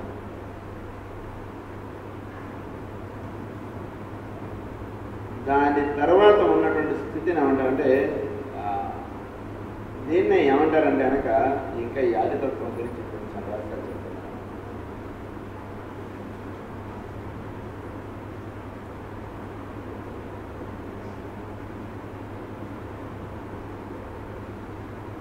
ది సబ్స్ట్రాటమ్ ఆఫ్ ఆల్ అన్నారు. It corresponds with the auric envelope or Brahma's egg అన్నారు. హిరణ్య గర్భము అంటాం. వేదాల్లో మనకి ఏమనిస్తుంది? హిరణ్య గర్భమా అన్నది. హిరణ్య గర్భ సమవర్తదాగ్రే భూతస్య జాత భజనే కాసి. సమస్తము కూడా మొట్టమొదట ఏర్పడినటువంటిది ఏమిటంటే బ్రహ్మాస్ ఎగ్ అంటారు. ఆ యజ్ఞ నుంచి సృష్టి అనేటువంటిది ఆవిర్భావం అంటే జరిగింది. గుడ్డులో నుంచి పిల్ల వచ్చినట్టుగా పిల్ల రావడానికి ముందేమిటి ఉన్నటువంటి స్థితి, ముందు గుడ్డు ఉంది. ఆ గుడ్డులో పిల్ల తయారీ అనుకున్నది అవుతుంది. చిక్ అది తయారైన తర్వాత అది ఎప్పుడైతే తయారైపోయిందో అప్పుడు పుడికే తయారవడానికి అయిపోయిన తర్వాత అదే బయటకు వస్తుంది. అది బయటకు రావడానికి ముందు కథంతా కూడా గుడ్డుగా ఉంటుంది. దాని ఏమన్నంటే బ్రహ్మాస్ ఎగ్ అన్నమాట. సృష్టి ఇవన్నీ కూడా రావడానికి మూలంగా ఉన్న స్థితి బ్రహ్మ స్థితి. దాన్ని బ్రహ్మ ఎగ్ అంటారు. which surrounds every globe or as every man, animal and thing. It is the vehicle containing potentially everything, spirit and substance. అంటే ఇప్పుడు మానవుడి చుట్టూ కూడా ఒక ఎగ్ ఫామ్ అనేటువంటిది ఉంటుంది. దానినే మనం లింగము అంటాం. లింగం ఎక్కడి నుంచి వచ్చింది? ఆ మొట్టమొదటి స్థితి అది. మానవుడు లింగ స్వరూపుడు. Shape of egg. మానవుడు ఎగ్ షేప్. సృష్టి అంతా కూడా egg shape. It is not circular, it is elliptical అంటారు. ఎగ్ షేప్గా ఉంది సృష్టి అంతా. మానవుడు కూడా ఎగ్ షేప్గా ఉన్నాడు. అణువు కూడా అట్లానే ఉంది. మనం రౌండ్గా వేస్తాం కానీ but it is elliptical orbits అంటాం. అందు గురించి శివలింగం కూడా ఎలా ఉంటుంది? ఎలిప్టికల్. ఇలా పెడుతుంది శివలింగం. వేరే షేప్స్లో ఉంటుంది. ఎందుకంటే ఇలా ఉంటుంది. It is egg shape. సృష్టి అంతా కూడా బ్రహ్మ ఎగ్ కూడా అట్లా ఉంది. ఎగ్ ఫామ్ అనేటువంటి ఆ షేప్ అనేటువంటిది ఒక అణువులోనే అదే షేప్ ఉంది. మానవుడు అదే షేప్కి సంబంధించినటువంటి వాడు. సౌరమండలం అదే షేప్కి సంబంధించినటువంటిది. బ్రహ్మాండము అదే షేప్కి సంబంధించినటువంటిది. బ్రహ్మాండాన్నే బ్రహ్మాస్ ఎగ్ అన్నారు. అందు గురించి వీడు శివలింగం పెట్టి వీడు అభిషేకం చేస్తే వీడికి ఏం జరుగుతుంది? కూడా ఈ షేప్గా ఉన్నటువంటి దానితో వీడికి అనుసంధానం అంటున్నది ఏర్పడుతుంది. అంటే అణువు నుంచి బ్రహ్మాండం దాకా ఇదే షేప్లో ఉంది. అందుకని శివలింగం పెట్టి వీడు అభిషేకం చేస్తున్నాడు అనుకోండి. అభిషేకం ఎందుకు చేయమన్నారు శివుడికి? ఇంకో తెలుగు చేయొచ్చు కదా. మనం శివుడిని అర్చించడానికి కానీ వెంటనే ఇంక చెంపుడు నీళ్ళలో లేదా ఓ పంచామృతాల్లో పాలో తేనో ఎవరు తెచ్చుకుని అభిషేకం చేయడం స్టార్ట్ చేస్తాం. మిగిలిన అలంకారాలు ఇవన్నీ ఎన్ని చేసినా అభిషేకం ముఖ్యం. మిగిలిన ఇష్టం ఇంకేదైనా చేయండి. తర్వాత అలంకరణ చేయండి, ఇవన్నీ ఎన్నైనా చేయండి. ఫస్ట్ అభిషేక ప్రియుడు అంటే శివుడు అంటాం. ఏంటి అభిషేకం అంటే? ఏంటంటే అభిషేకం అంటే ఏంటి? జలములు అంటే ఏమిటి? ఘనీభవించడానికి ముందు ఉన్నటువంటి స్థితిని జలములు అంటాం. ఘనీభవించడం అంటే ఏంటి? సృష్టి ఘనీభవించేటప్పుడు మనకి సౌరమండలం అంటున్నది ఏర్పడింది. దీనికి ముందు ఉన్నటువంటి స్థితి ఏమిటి? అప్పుడు ఉన్నటువంటి స్థితిని ఏమన్నారంటే జలములు అన్నారు. సో ఈ షేప్ అనేటువంటిది ఎగ్ షేప్ అనేటువంటిది అక్కడి నుంచి వచ్చింది. ఆ స్థితికి వీడు చేరాలిట అంటే ఆ స్థితిని వీడు అనుభూతిలోకి తెచ్చుకోవాలిట అంటే ఏంటి? వీడు జలములతోటి లింగాన్ని అభిషేకించండి. ఈ షేప్ని అర్చించండి. First you have to worship this shape. ఆ షేప్ని అర్చించడం చేత దానికి జలములు వాడతాం. జలములు అనేది సృష్టిలో వీటన్నిటికీ ముందు ఉన్నటువంటి స్థితిని జలములుగా చేస్తాం. ఆ జలములతోటి ఘనీభవించడం అన్నట్టు జరుగుతుంది. ఘనీభవించడానికి ముందు ఎలా ఉంది? ద్రవముగా ఉంది. ద్రవముగా ఉన్నటువంటి స్థితి ఏంటంటే ఘనమునకు ముందు ఉన్నటువంటి స్థితి జలములు. కనుక సృష్టి సమస్తము కూడా ఈ ఎగ్గులో నుంచి ఘనీభవించేటువంటి స్థితి అంటున్నది ఏర్పడుతుంది. అందుగురించి ఎగ్ పెట్టుకుని ఎగ్ షేప్గా ఉన్నటువంటి లింగాన్ని మనం పెట్టుకుని మనం దానికి జలములతో అభిషేకించడం చేత ఏమవుతుంది?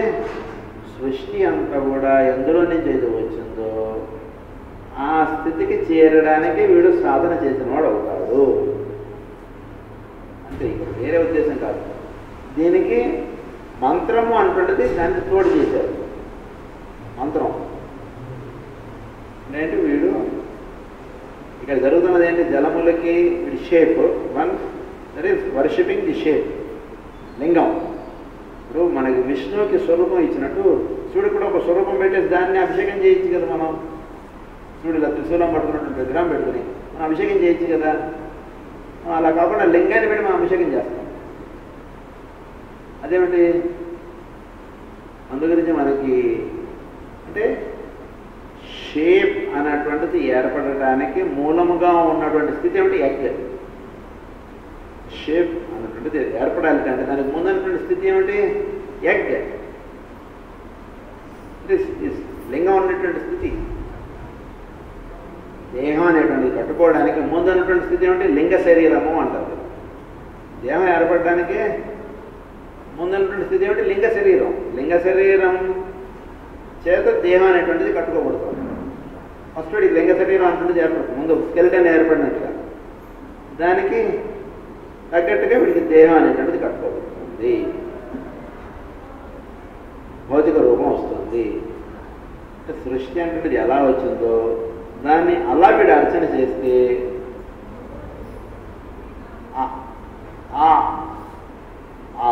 అది ఆ స్థితికి వచ్చారు. అది ఇక్కడ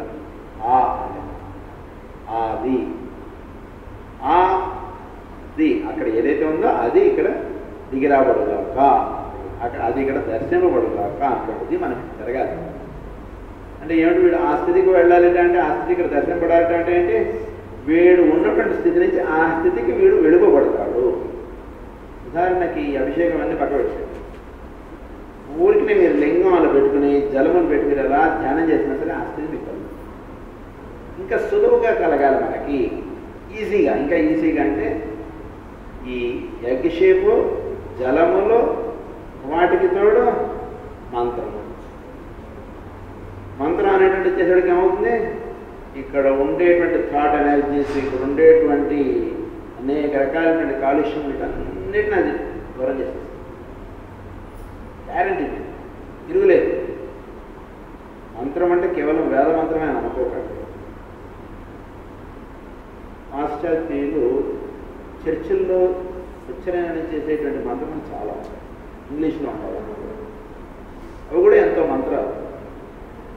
ఇక్కడ మంత్రము అంటే ఏంటి, వాటి మీద మంత్రం అంటే ఇందాక శబ్దము గురించి కొంచెం చెప్పుకున్నాం. శబ్దం వలన ఏం జరుగుతుందంటే, ఉదాహరణకి ఈ శబ్దము అన్నటువంటిది ఉచ్చారణ చేసేటికి ఫలానా దేవతలు అక్కడ ఆకర్షింపడడానికి కావాల్సినటువంటి కీస్ అన్నటువంటి శబ్దాల్లో పెట్టారు.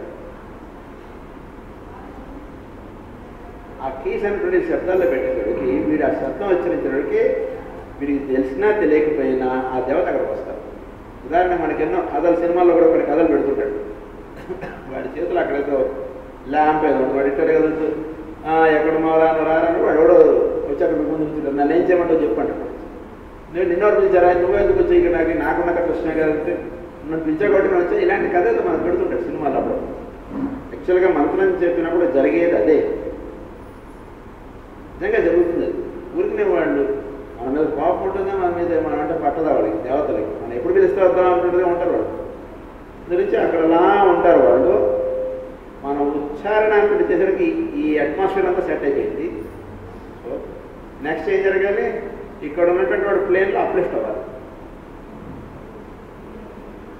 అప్లిఫ్ట్మెంట్ దేని చేత వస్తుంది, ఈ శబ్దము వినడం ఇది చేస్తున్నప్పటికి, ఉచ్చారణ అంటే చేస్తూ ఉండడం, వినడం అంటే చేస్తున్నప్పటికి surroundings, gods around, gods above అంటారు ఆయన. మన చుట్టూతా ఉండేటువంటి దేవతలు వేరు, ఊర్ధముగా ఉండేటువంటి దేవతలు వేరు. మనం ఊరిని చెప్పుకోవడంలో అందరూ ఒకటే, దైవం అలా దేవతలు అంటాం. కానీ మన చుట్టూతా పనిచేసేటువంటి దేవతలు వేరు, మనకి పైన ఉండేటువంటి దేవతలు వేరు. ఇంకా మీకు ఆసక్తిగా ఉండడానికి ఒక రహస్యం చెప్తాను. మన చుట్టూతో ఉండేటువంటి దేవతలను ఏమంటారంటే వైలెట్ దేవాస్ అంటారు. ఇంకొందరు ఏమంటారంటే జీనోమ్స్ అంటారు. జస్ట్ మన పక్కనే ఉంటారు అన్నమాట. మీకు వాళ్ళు ఎలా ఉంటారంటే మనకి చాలా ప్రతి పనిలోనూ మనకి అడుగడుగునా మనకి సహాయపడుతూ ఉంటారు వాళ్ళు. ఈ మధ్య నేను ఒక సినిమా చూశాను, సినిమా పేరు నాకు గుర్తు రావట్లేదు. అందులో హీరో వాడు కష్టాల నుంచి వాడు లోపలికి వెళ్తుంటాడు. వాడు వెళుతున్నప్పుడు వాడి చుట్టూతో కొన్ని స్టార్స్లా ఉంటాయి. ఆ స్టార్స్ వాడికి దారి చూపిస్తున్నట్టుగా తీసుకెళ్తారు వాడు. జీనోమ్స్ అంటారు వాళ్ళు, అలా ఉంటారు అన్నమాట. వాళ్ళు వీడికి చాలా దగ్గరగా ఉండి వాడికి ఎలా దారి చూపిస్తుంటారు వాళ్ళు. అంటే ఈథరిక్ లెవెల్స్ అంటాం కదా, ఫస్ట్ సూక్ష్మ లోకంలో వాళ్ళు వాళ్ళు ఉంటారు అన్నట్టు. జస్ట్ స్థూల లోకం నుంచి సూక్ష్మ లోకంలో ఫస్ట్ వాళ్ళు ఉంటారు అన్నమాట. వాళ్ళు వీడిని గైడ్ చేస్తూ ఉంటారు కొన్ని పనులు. అక్కడ కరెక్ట్గా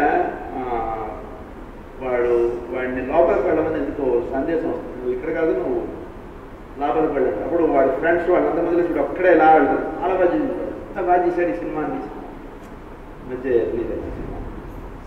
వాడి ఫ్రెండ్స్ వాళ్ళందరూ అక్కడ దాకా యాగస్త్య అని వస్తుంది ఇతర ఆ సినిమాలు. అది వాళ్ళ ఫ్రెండ్స్ వాళ్ళు లేకపోతే వీడు ఒక్కడే గోలోకి వెళ్తాడు. వెళుతున్నప్పుడు అక్కడ చక్కగా స్టార్స్ వేస్తారు. ఆ స్టార్స్ వీడికి గైడ్ చేస్తున్నట్టుగా వేస్తాడు. చాలా అద్భుతంగా. సో అలా వీడికి కొందరు దేవతలు వీడి చుట్టూగా ఉండేటువంటి దేవతలు వీడికి గైడ్ చేస్తారు. ఫస్ట్ అండ్ ఫార్మోస్ట్ ఫస్ట్ వాళ్ళు మనకు కలుగుతారు. దీని తర్వాత నెక్స్ట్ మిరాయి సినిమాలో వాడు చూపిస్తారు. చక్కగా వాడు స్టార్స్ అంటే వాళ్ళు డైరెక్టర్స్ అంటే వాళ్ళు కేవలం వాళ్ళు మామూలు వాళ్ళు బాగా చదువుతారు. వాళ్ళు ఇలాంటి గ్రంథాలు కూడా నాకు అనిపించారు. చక్కగా అసలు స్టార్స్ వాడిని అలా గైడ్ చేస్తున్నట్టు వేస్తారు. సో వీడి చుట్టూతో ఉండేటువంటి దేవతలు కొంత ఫస్ట్ వాడిని అలా వీడిని కొన్ని ప్రొటెక్ట్ చేస్తుంటారు. దీని నెక్స్ట్ లెవెల్లో ఏం జరుగుతుందంటే ఏంటంటే గాడ్స్ విత్ అరౌండ్ అన్నారు చూసారా, అలాంటి వాళ్ళు కొందరు ఉంటారు. గాడ్స్ అబౌవ్ అంటారు. ఊర్ధ్వ లోకాల్లో ఉండేటువంటి దేవతలు ఉంటారు. ఆ దేవతలు ఈ దేవతలుగా దిగి వస్తూ ఉంటారు. మన చుట్టూతో ఉండేటువంటి దేవతలు వేరు, ఊర్ధ్వ లోకాల్లో ఉండేటువంటి దేవతలు వేరు.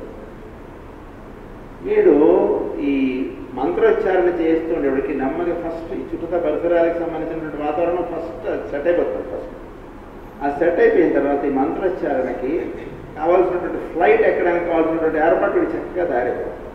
దీనికి తోడు వీడు చేసుకోవాల్సింది ఏంటంటే మనం ఈ శివలింగము జలములు. ఈ జలములు కూడా మనకేమంటే గంగా జలం ఉందనుకోండి, మామూలు నీళ్ళు గంగా జలం ఒకటే కదా సార్, ఏమిటి సార్ మీరు మరే నన్ను అనుకోండి. అనే కాదు, కాదు, అస్సలు కాదు.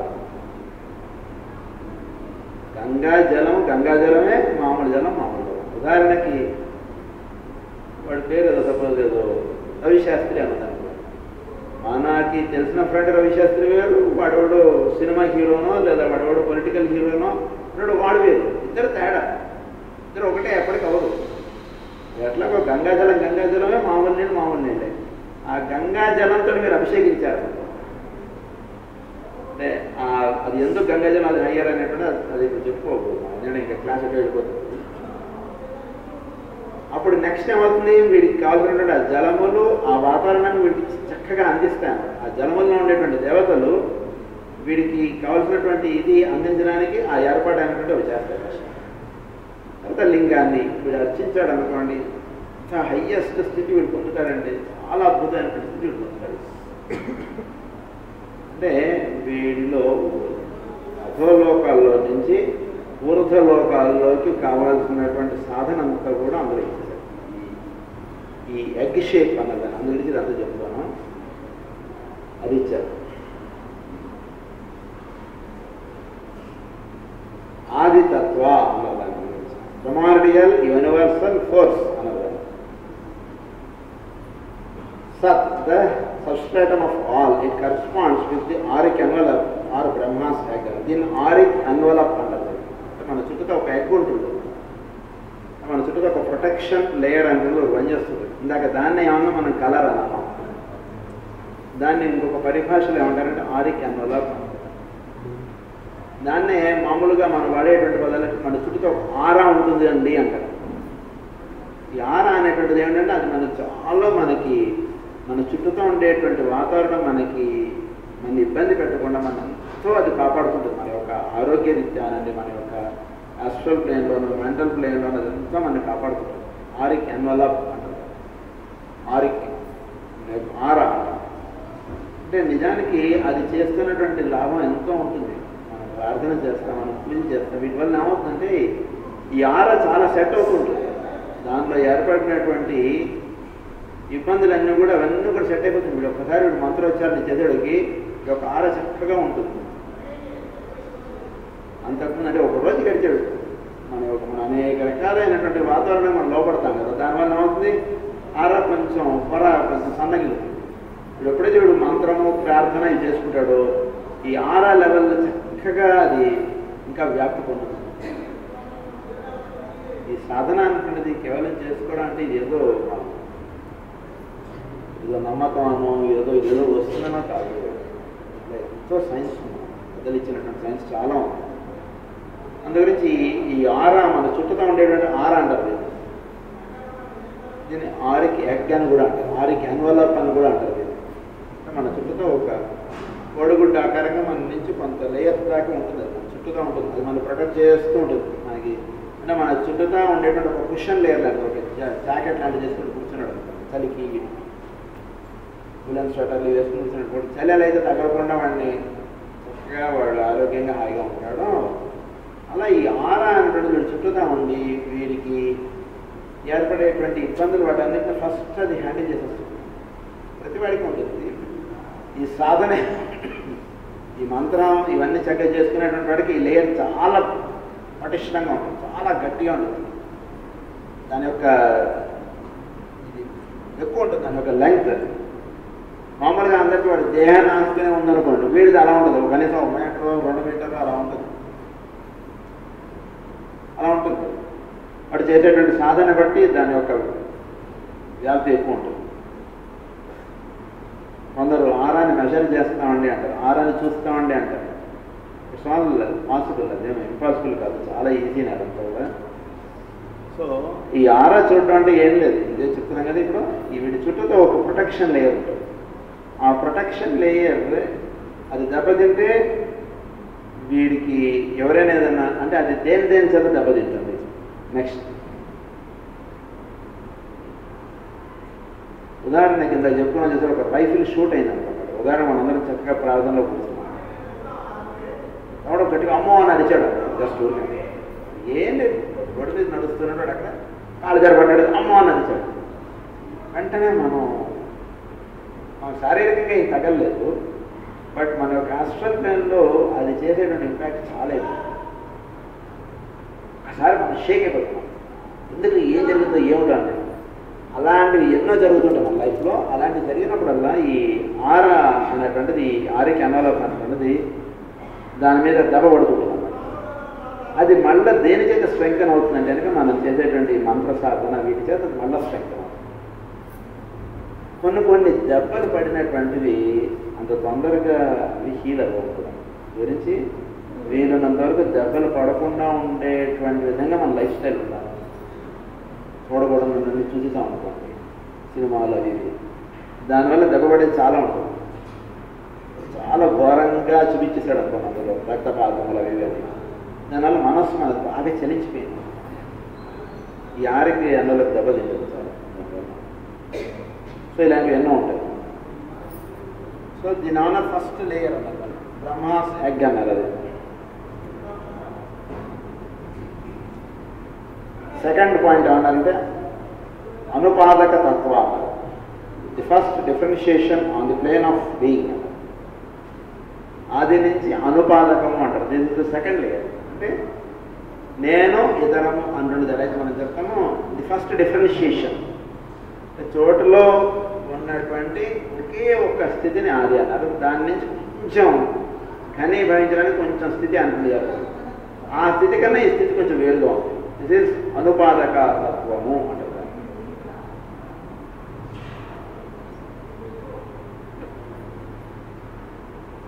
An ideal one, which which is born for a transformation from something higher than itself. So transformation under that. అంటే హయ్యర్ దాన్ ఇట్ సెల్ఫ్ నుంచి అది ట్రాన్స్ఫార్మ్ అయ్యి అది కొంచెం లోవర్ స్థితిలో అది తెలియబడుతుంది. అంటే జస్ట్ మొత్తం అంతా హోమోజీనియస్గా ఉంది. అక్కడి నుంచి కొంచెం ఒక ఏరియా ఆఫ్ స్పేస్ అంటున్నది కొంచెం అది ఘనీభవించడం అటువంటి జరిగింది. సృష్టిలో అంటే వాళ్ళు ఉదాహరణకు మొత్తం అంతా ఒకటే కలర్గా వేసిన చోట ఒక చోట కొంచెం థిక్గా వేశాడు అనుకోండి కలర్, జస్ట్ కొంచెం థిక్గా 10%, 5 to 10% అక్కడ కలర్ థిక్ అయింది అనుకోండి ఒక పార్ట్లో. అంటే ఏమిటో ఈ అనుపాదక తత్వం అంటే అది సృష్టిలో అది జరుగుతుంది. నెక్స్ట్ థర్డ్ ఏమంటే ఆకాశతత్వం. This is the point from which all the exotic philosophies and religious starts. Akasha Tattva is explained in them as the etheric force, ether. Hence Jupiter, the higher god, was named after letter ether, Indra. మనం ఆయన్నే ఇంద్ర అని చెప్తాం. ఆకాశంలో మేఘాలు అధిపతి ఇంద్రుడు కదా, వర్షాలు ఇవన్నీ రావడానికి. దీనికి ఆకాశం అన్నారు. ఆ ఘనీభవించినటువంటి స్థితిలో నుంచి దానికన్నా ఇంకొంచెం థిక్నెస్ వచ్చింది అక్కడ, అంటే 20-30% థిక్నెస్ వచ్చింది. దాన్ని ఆకాశము అన్నారు. ఆ స్థితిలో మనకి దాని నుంచి మిగిలిన 4 అన్నటువంటి వచ్చింది. ఈ 4 కన్నా పైన ఉన్నటువంటి స్థితి ఆకాశము. ఆకాశంలో ఏం తెలియబడుతోంది? మనం ఉదాహరణకు ఆకాశం చూస్తే అంటే ఈ 4 కన్నా ఊర్ధ్వ స్థితి ఒకటి ఉంది అంటే తెలియబడుతుంది మనకి. దాన్ని ఆకాశం అన్నారు. అంతేముంది, అంతకన్నా పైన ఇంకేదన్నా ఉందంటే దీనికన్నా ఇంకొంచెం సూక్ష్మత్వం కలిగినటువంటి స్థితి ఇంకొకటి ఉందండి. దానికన్నా ఇంకా పైన ఏదైనా ఉంది అంటే ఇదంతా కూడా దేని నుంచి ఏదో వచ్చిందో దాని మొట్టమొదటి స్థితి అన్నారు. దాన్ని ఆది అన్నారు. ఇది సృష్టి అంటున్నది ఈ రకంగా 7గా తెలియబడుతుంది. కనుక 7 అనేటువంటిది చాలా ముఖ్యమైనటువంటి శబ్దము. ఆకాశతత్వం నుంచి మనకి తెలియబడేటువంటి ఇది ఇంద్రుడుగా చెప్తాం మనం అక్కడ. దాన్నే యురేనస్గా కూడా చెప్తాం, కొన్ని చోట్ల జూపిటర్గా చెప్తాం, యురేనస్లో కూడా చెప్తాం. తర్వాత మనలో చెప్పబడినప్పుడు దాన్ని మనలో ఉండేటువంటి పీనియల్ గ్లాండ్గా కూడా చెప్తాం. వేరియస్ ఆస్పెక్ట్స్లో వేరియస్గా వీటిని విస్తరించారు మనకి. సో యురేనస్ ఎక్సెట్రా అన్నారు. తర్వాత దాని తర్వాత ఏర్పడినటువంటి స్థితిని ఏమన్నారంటే వాయుతత్వం అన్నారు. దాని తర్వాత హవాస తత్వం అన్నారు. దాని తర్వాత ఆపస్సు అన్నారు. దానికన్నా 7వది పృథ్వీతత్వము అన్నారు. మొత్తం 7 స్థితులు: పృథివీ, ఆపస్సు, తేజము, వాయు, ఆకాశము. 7 స్థితుల్లో మనలో ఈ 7 అనేటువంటివి ఉన్నాయి. ఈ 7కి ఆ 7 ఇంకా 7 అనేటువంటివి ఎన్నో ఉన్నాయి. శబ్దం ఉచ్చారణ చేయడానికి 7 శబ్దములు. అలాగే సృష్టిలో సప్తములకి ఎంతో ప్రాధాన్యత ఉంది.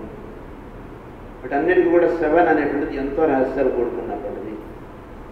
దీని గురించి ఇంకొంచెం వివరంగా చెప్పుకోవాలంటే ఈ 7ని ఏమన్నారంటే కనుక 4 and 3గా చెప్తాం.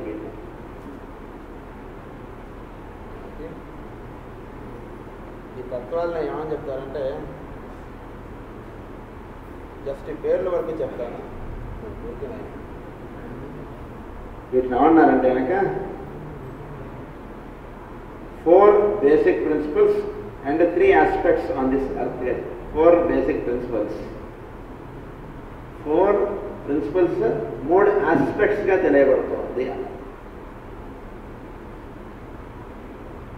3గా తెలియబడుతున్నవి, 4గా ఉన్నవి అని అర్థం. వీటికి ఇచ్చినటువంటి పేర్లు ఏమిటంటే సృష్టిలో వీళ్ళు ఇచ్చేటువంటి జ్ఞానాన్ని నిన్న కూడా మనం చెప్పుకున్నటువంటిది ఏంటంటే సృష్టిలో ఏదైతే ఉందో అది మన దేహంలో ఎలా తెలియబడుతుంది. ఈ రహస్యాలు గురించి చాలా ఇస్తారు. ఈ రహస్యాలు తెలుసుకోవడం చేత ఏమవుతుందంటే మనం ఈ పేరులో అదంతా ఇంకా చాలా ఉంటారు ఉన్నటువంటి రహస్యాలు అంతా ఇప్పుడు వదిలేండి, ఎక్కువ ఇది వచ్చేస్తే మనం కన్ఫ్యూజ్ అవ్వచ్చు. అందులో ఉన్నటువంటి రహస్యం ఏంటంటే బేసిక్గా మనలో ఆత్మ అని చెప్తాం, అది చోటులో ఎలా ఉంది. మనలో బుద్ధి అన్నాం, అది చోటులో ఎలా ఉంది. మనలో ఆరికి ఎగ్ అన్నాం, అది చోటులో ఎలా ఉంది.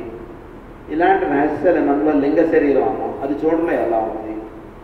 ఇలాంటివి మనం చక్కగా తెలుసుకోవడం చేత ఏమవుతుందంటే కనుక మనం చేసేటువంటి సాధన చాలా చక్కగా వెళుతుందన్నమాట. తెలుసుకోకుండా చేస్తే సాధన ఏమవుతుందంటే పొద్దున గారు చెప్పారు కదా, తెలుసుకోకుండా మనం సాధన చేయొచ్చు, తెలుసుకుని సాధన చేయొచ్చు. రెండింటికి చాలా తేడా ఉంటుంది. గురించి అంతకంటే మనం ఎక్కువ చెప్పుకోవద్దు విషయం.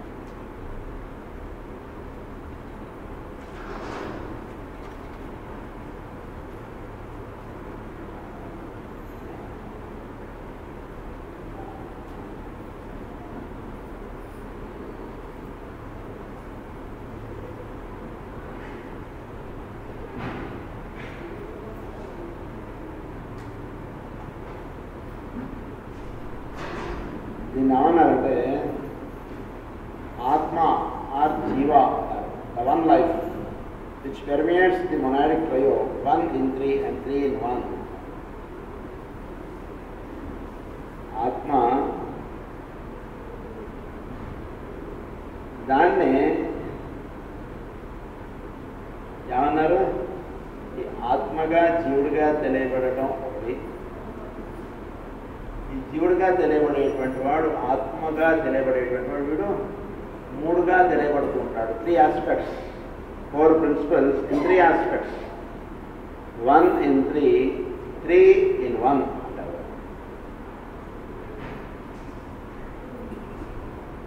అంటే చిన్నగా చెప్పేసుకున్నాం అనే విషయాన్ని. ఆత్మగా తెలియబడేటువంటి దాంట్లో నుంచి 3 స్థితులు వస్తున్నాయి. 3 స్థితుల నుంచి తయారవడేటువంటిది ఒకే ఒక స్థితి అని అర్థం. 3 స్థితులుగా ఎలా తెలియబడుతోంది అంటే మనలో 3 పొరలు ఉన్నాయండి. 3 పొరలు ఉన్నాయి. ఈ 3 పొరలకి మూలముగా ఉన్నటువంటి దాన్ని ఆత్మ అన్నారు.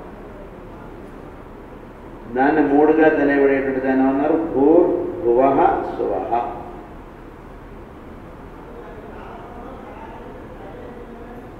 భూర్ భువః సువః అని అన్నారు. 3 స్థితులు. 3 స్థితులుగా తెలియబడేటువంటిది ఒకే ఒక స్థితి. ఈ ఒకే ఒక స్థితిలో నుంచి 3గా తెలియబడుతున్నాయి అన్నారు. 3 స్థితులుగా తెలియబడేటువంటిది ఒకే ఒక స్థితి. ఒకే ఒక స్థితిది 3గా తెలియబడుతుంది అంటారు. 3 స్థితులుగా తెలియబడుతుండేటువంటి ఒకే ఒక స్థితి ఏమిటి, దాన్ని ఆత్మ అన్నారు. ఈ ఆత్మలో 3 తరహాలు ఉన్నాయండి అంటారు. అంటే 3 రహస్యాలు ఉన్నాయి ఆత్మలో. ఇది కొంచెం మనం అర్థం చేసుకోవడం కొంచెం ఇదిగా ఉంటుంది. అందుగురించి మనం మొట్టమొదటి సాధన మనం చేసుకున్నట్టు మనం ఏం చేయాలంటే చక్కగా సాధనకు సంబంధించినంత మనం మనం చక్కగా మన కళ్ళను మూసుకుని ప్రార్థన చేసుకుంటున్నప్పుడు మనం మన దేహము వీటికి సంబంధించినదంతా కూడా భౌతిక లోకం, భూలోకం, దానికి పైన ఉండేటువంటిదంతా కూడా ప్రాణమయ కోసం, దాన్ని భూలోకము అన్నారు. దానికి పైన ఉండేటువంటి రహస్యాలన్నీ కూడా లోకం, దాన్ని సోల్ లెవెల్, దాన్ని సువర్లోకము అన్నారు. సో 3 లోకాలు ఉన్నాయి మనలో. మనం కన్నులు మూసుకోగానే ముందు మన భౌతిక దేహము వీటికి సంబంధించినవన్నీ కూడా మనం చక్కగా ఒక చోట కూర్చోబెట్టాం. నెక్స్ట్ మనం ఏం చేయాలి, మనలో ఉండేటువంటి ఆలోచనలు వీటిని ఇవన్నీ కూడా మన యొక్క అలవాట్లు, మన ఆలోచనలు, మన యొక్క ఇవన్నీ కూడా చాలా ఎన్నో జన్మల నుంచి అలా వస్తుంటాయండి. దాని గురించి కూడా చాలా రహస్యాలు ఇస్తాయి. ఆత్మ దానికి కావాల్సినటువంటి శిక్షణ అక్కడ జరుగుతుంటుంది. అది జరుగుతున్నప్పుడు వీడి యొక్క పాత్రత అన్వయిందాక ఈ పాత్రత ఇదంతా కూడా వీడి యొక్క కర్మ చేత వీడికి ఒక పాత్రత అంటున్నది ఏర్పడుతుంది. ఆత్మ లెవెల్ లెవెల్లో శిక్షణ సాధన అంటున్నది ఒకటి జరుగుతూ ఉంటుంది. ఉదాహరణకు మనం మన యొక్క వస్తువులవన్నీ మనం పైన సెకండ్ ఫ్లోర్లో ఇక్కడ పెట్టుకున్నాం, క్లాసు మనం ఇక్కడ పెట్టుకున్నాం, భోజనాలు ఇంకో ఫ్లోర్లో ఉన్నాయి. మనం ఎక్కడైనా పడుకుంటాం, ఆ సెకండ్ ఫ్లోర్లో అయినా పడుకుంటాము.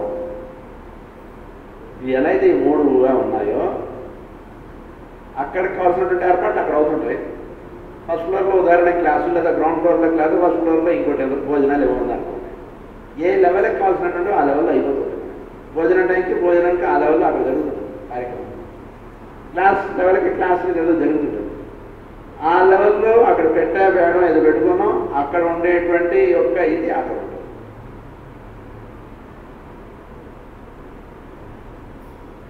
ఓకే, ఇప్పుడు మనం ఇక్కడ ఎన్ని రోజులు ఉండడం అంటే దేని మీద డిపెండ్ అవుతుంది. మనం ఇక్కడ ఎంత సాధన చేసుకుంటున్నాం ఏంటి అనేటువంటి దేని మీద డిపెండ్ అవుతుంది అని అనుకుంటే, మన ఈ సాధన అంటున్నది కానీ మన యొక్క కార్యాచరణ అంటున్నది జరుగుతున్నప్పుడు దీని లెవెల్లో ఇది జరుగుతుంటుంది. అంటే మన యొక్క భౌతికమైనటువంటి లోకాల్లో వాటిల్లో ఏర్పడేటువంటిది ఒకటి జరుగుతుంటుంది. ఇంత మాత్రమే కాకుండా మనం ఇక్కడ చేసుకుంటుంటే మనకి అక్కడ మనకి రూమ్ అంతా నీట్ చేసి పెట్టేయడం, అక్కడ రూమ్ అంతా కూడా మనం పడుకోవడానికి మనకు కావాల్సినటువంటి అవన్నీ అక్కడ ఏర్పాటు చేసేసేటటువంటి వాళ్ళు కొందరు. దేనికి చేస్తున్నారు వాళ్ళు? వాళ్ళకి కేవలం ఏంటంటే మన మీద ప్రేమ అంతే. జస్ట్ మనం దే షో ఎఫెక్షనేట్స్ అనస్. అదే వాళ్ళు ఏం చేస్తారు, సెకండ్ ఫ్లోర్లో మనకు చేయాల్సినటువంటి సాధన వాళ్ళు మనకి ఏర్పాటు చేస్తున్నామని అక్కడ చేసేస్తారు. ఫస్ట్ ఫ్లోర్లో మనకు చేయవలసినటువంటి ఏర్పాటు అంతా వాళ్ళు చేసేస్తారు. టైంకి ఏ టైంకి ఎక్కడ అయిపోయి అక్కడ అయిపోతుంది. మనకి సాధన అంటున్నదంతా కూడా ఇక్కడ జరుగుతూ ఉంటుంది. ఇక్కడ ఇది జరుగుతుంటే అక్కడ అవన్నీ ఎలా జరుగుతున్నాయి? మనందరం ఇక్కడే ఉన్నాం కదా.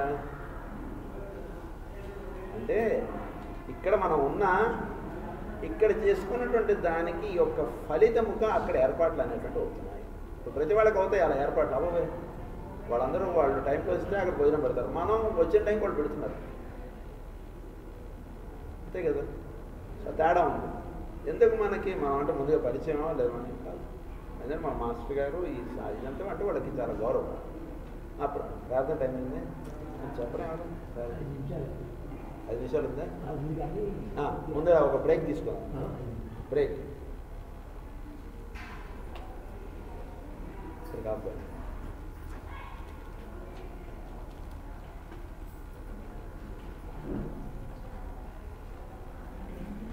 ఇంకొక రహస్యం ఏమిటంటే, మీరు మామూలుగా లేచేళ్ళు వెళ్ళిపోతుందండి ప్రార్థన చేసేది చోటులో ఉన్నటువంటి దేవతలు మనకి సహకారం అనేటువంటి ఇస్తున్నారు. నిజానికి కరెక్ట్గా ఏంటంటే టైంకి మనకి కరెంట్ పోవడము, ఫోన్ మోగడము, ఇలాంటి దగ్గర మనకు జరుగుతుంటాయి. మనం నిద్రపోతుంటాం, మనం ఉదాహరణకు మన అలారం ఆగిపోయింది, ఆ టైంకి మనకు ఫోన్ వస్తుంది. ఎందుకు ఆ టైంకి రావాలి అంటే ఊరికి నేను సరదాగా జరిగే విషయాలు నేను చెప్తున్నాను. సరదాగా అంటే క్యాజువల్గా తీసుకోకండి. మీ ఊరిని జస్ట్ దేవతల యొక్క అనుగ్రహం ఎలా చూస్తుంటే ఏదో రూపంలో వాళ్ళు మనని ప్రార్థనకు వీడు లేవాలనుకున్నాడు, రాత్రి ఏదో లేట్ అయిపోయింది, అలారం పెట్టుకున్నాడు, ఆయన అలారం మోగలేదు అనుకోండి, ఏదో కారణం వచ్చేది సరిగ్గా బటన్స్ పెట్టుకోలేదు. ఇప్పుడు కరెక్ట్గా ఆ టైంకి ఏదో ఒకటి ఫోన్ చేస్తాడు. ఎవడో ఫోన్ చేస్తాను, బయలుపై ఇప్పుడే ఫ్లైట్ దిగాను, ఏం చేస్తున్నాను అంటే వాళ్ళ లెక్క ప్రకారం అది నార్మల్ ఇష్యూనే, కానీ మనకు ఆ టైం చాలా ముఖ్యం.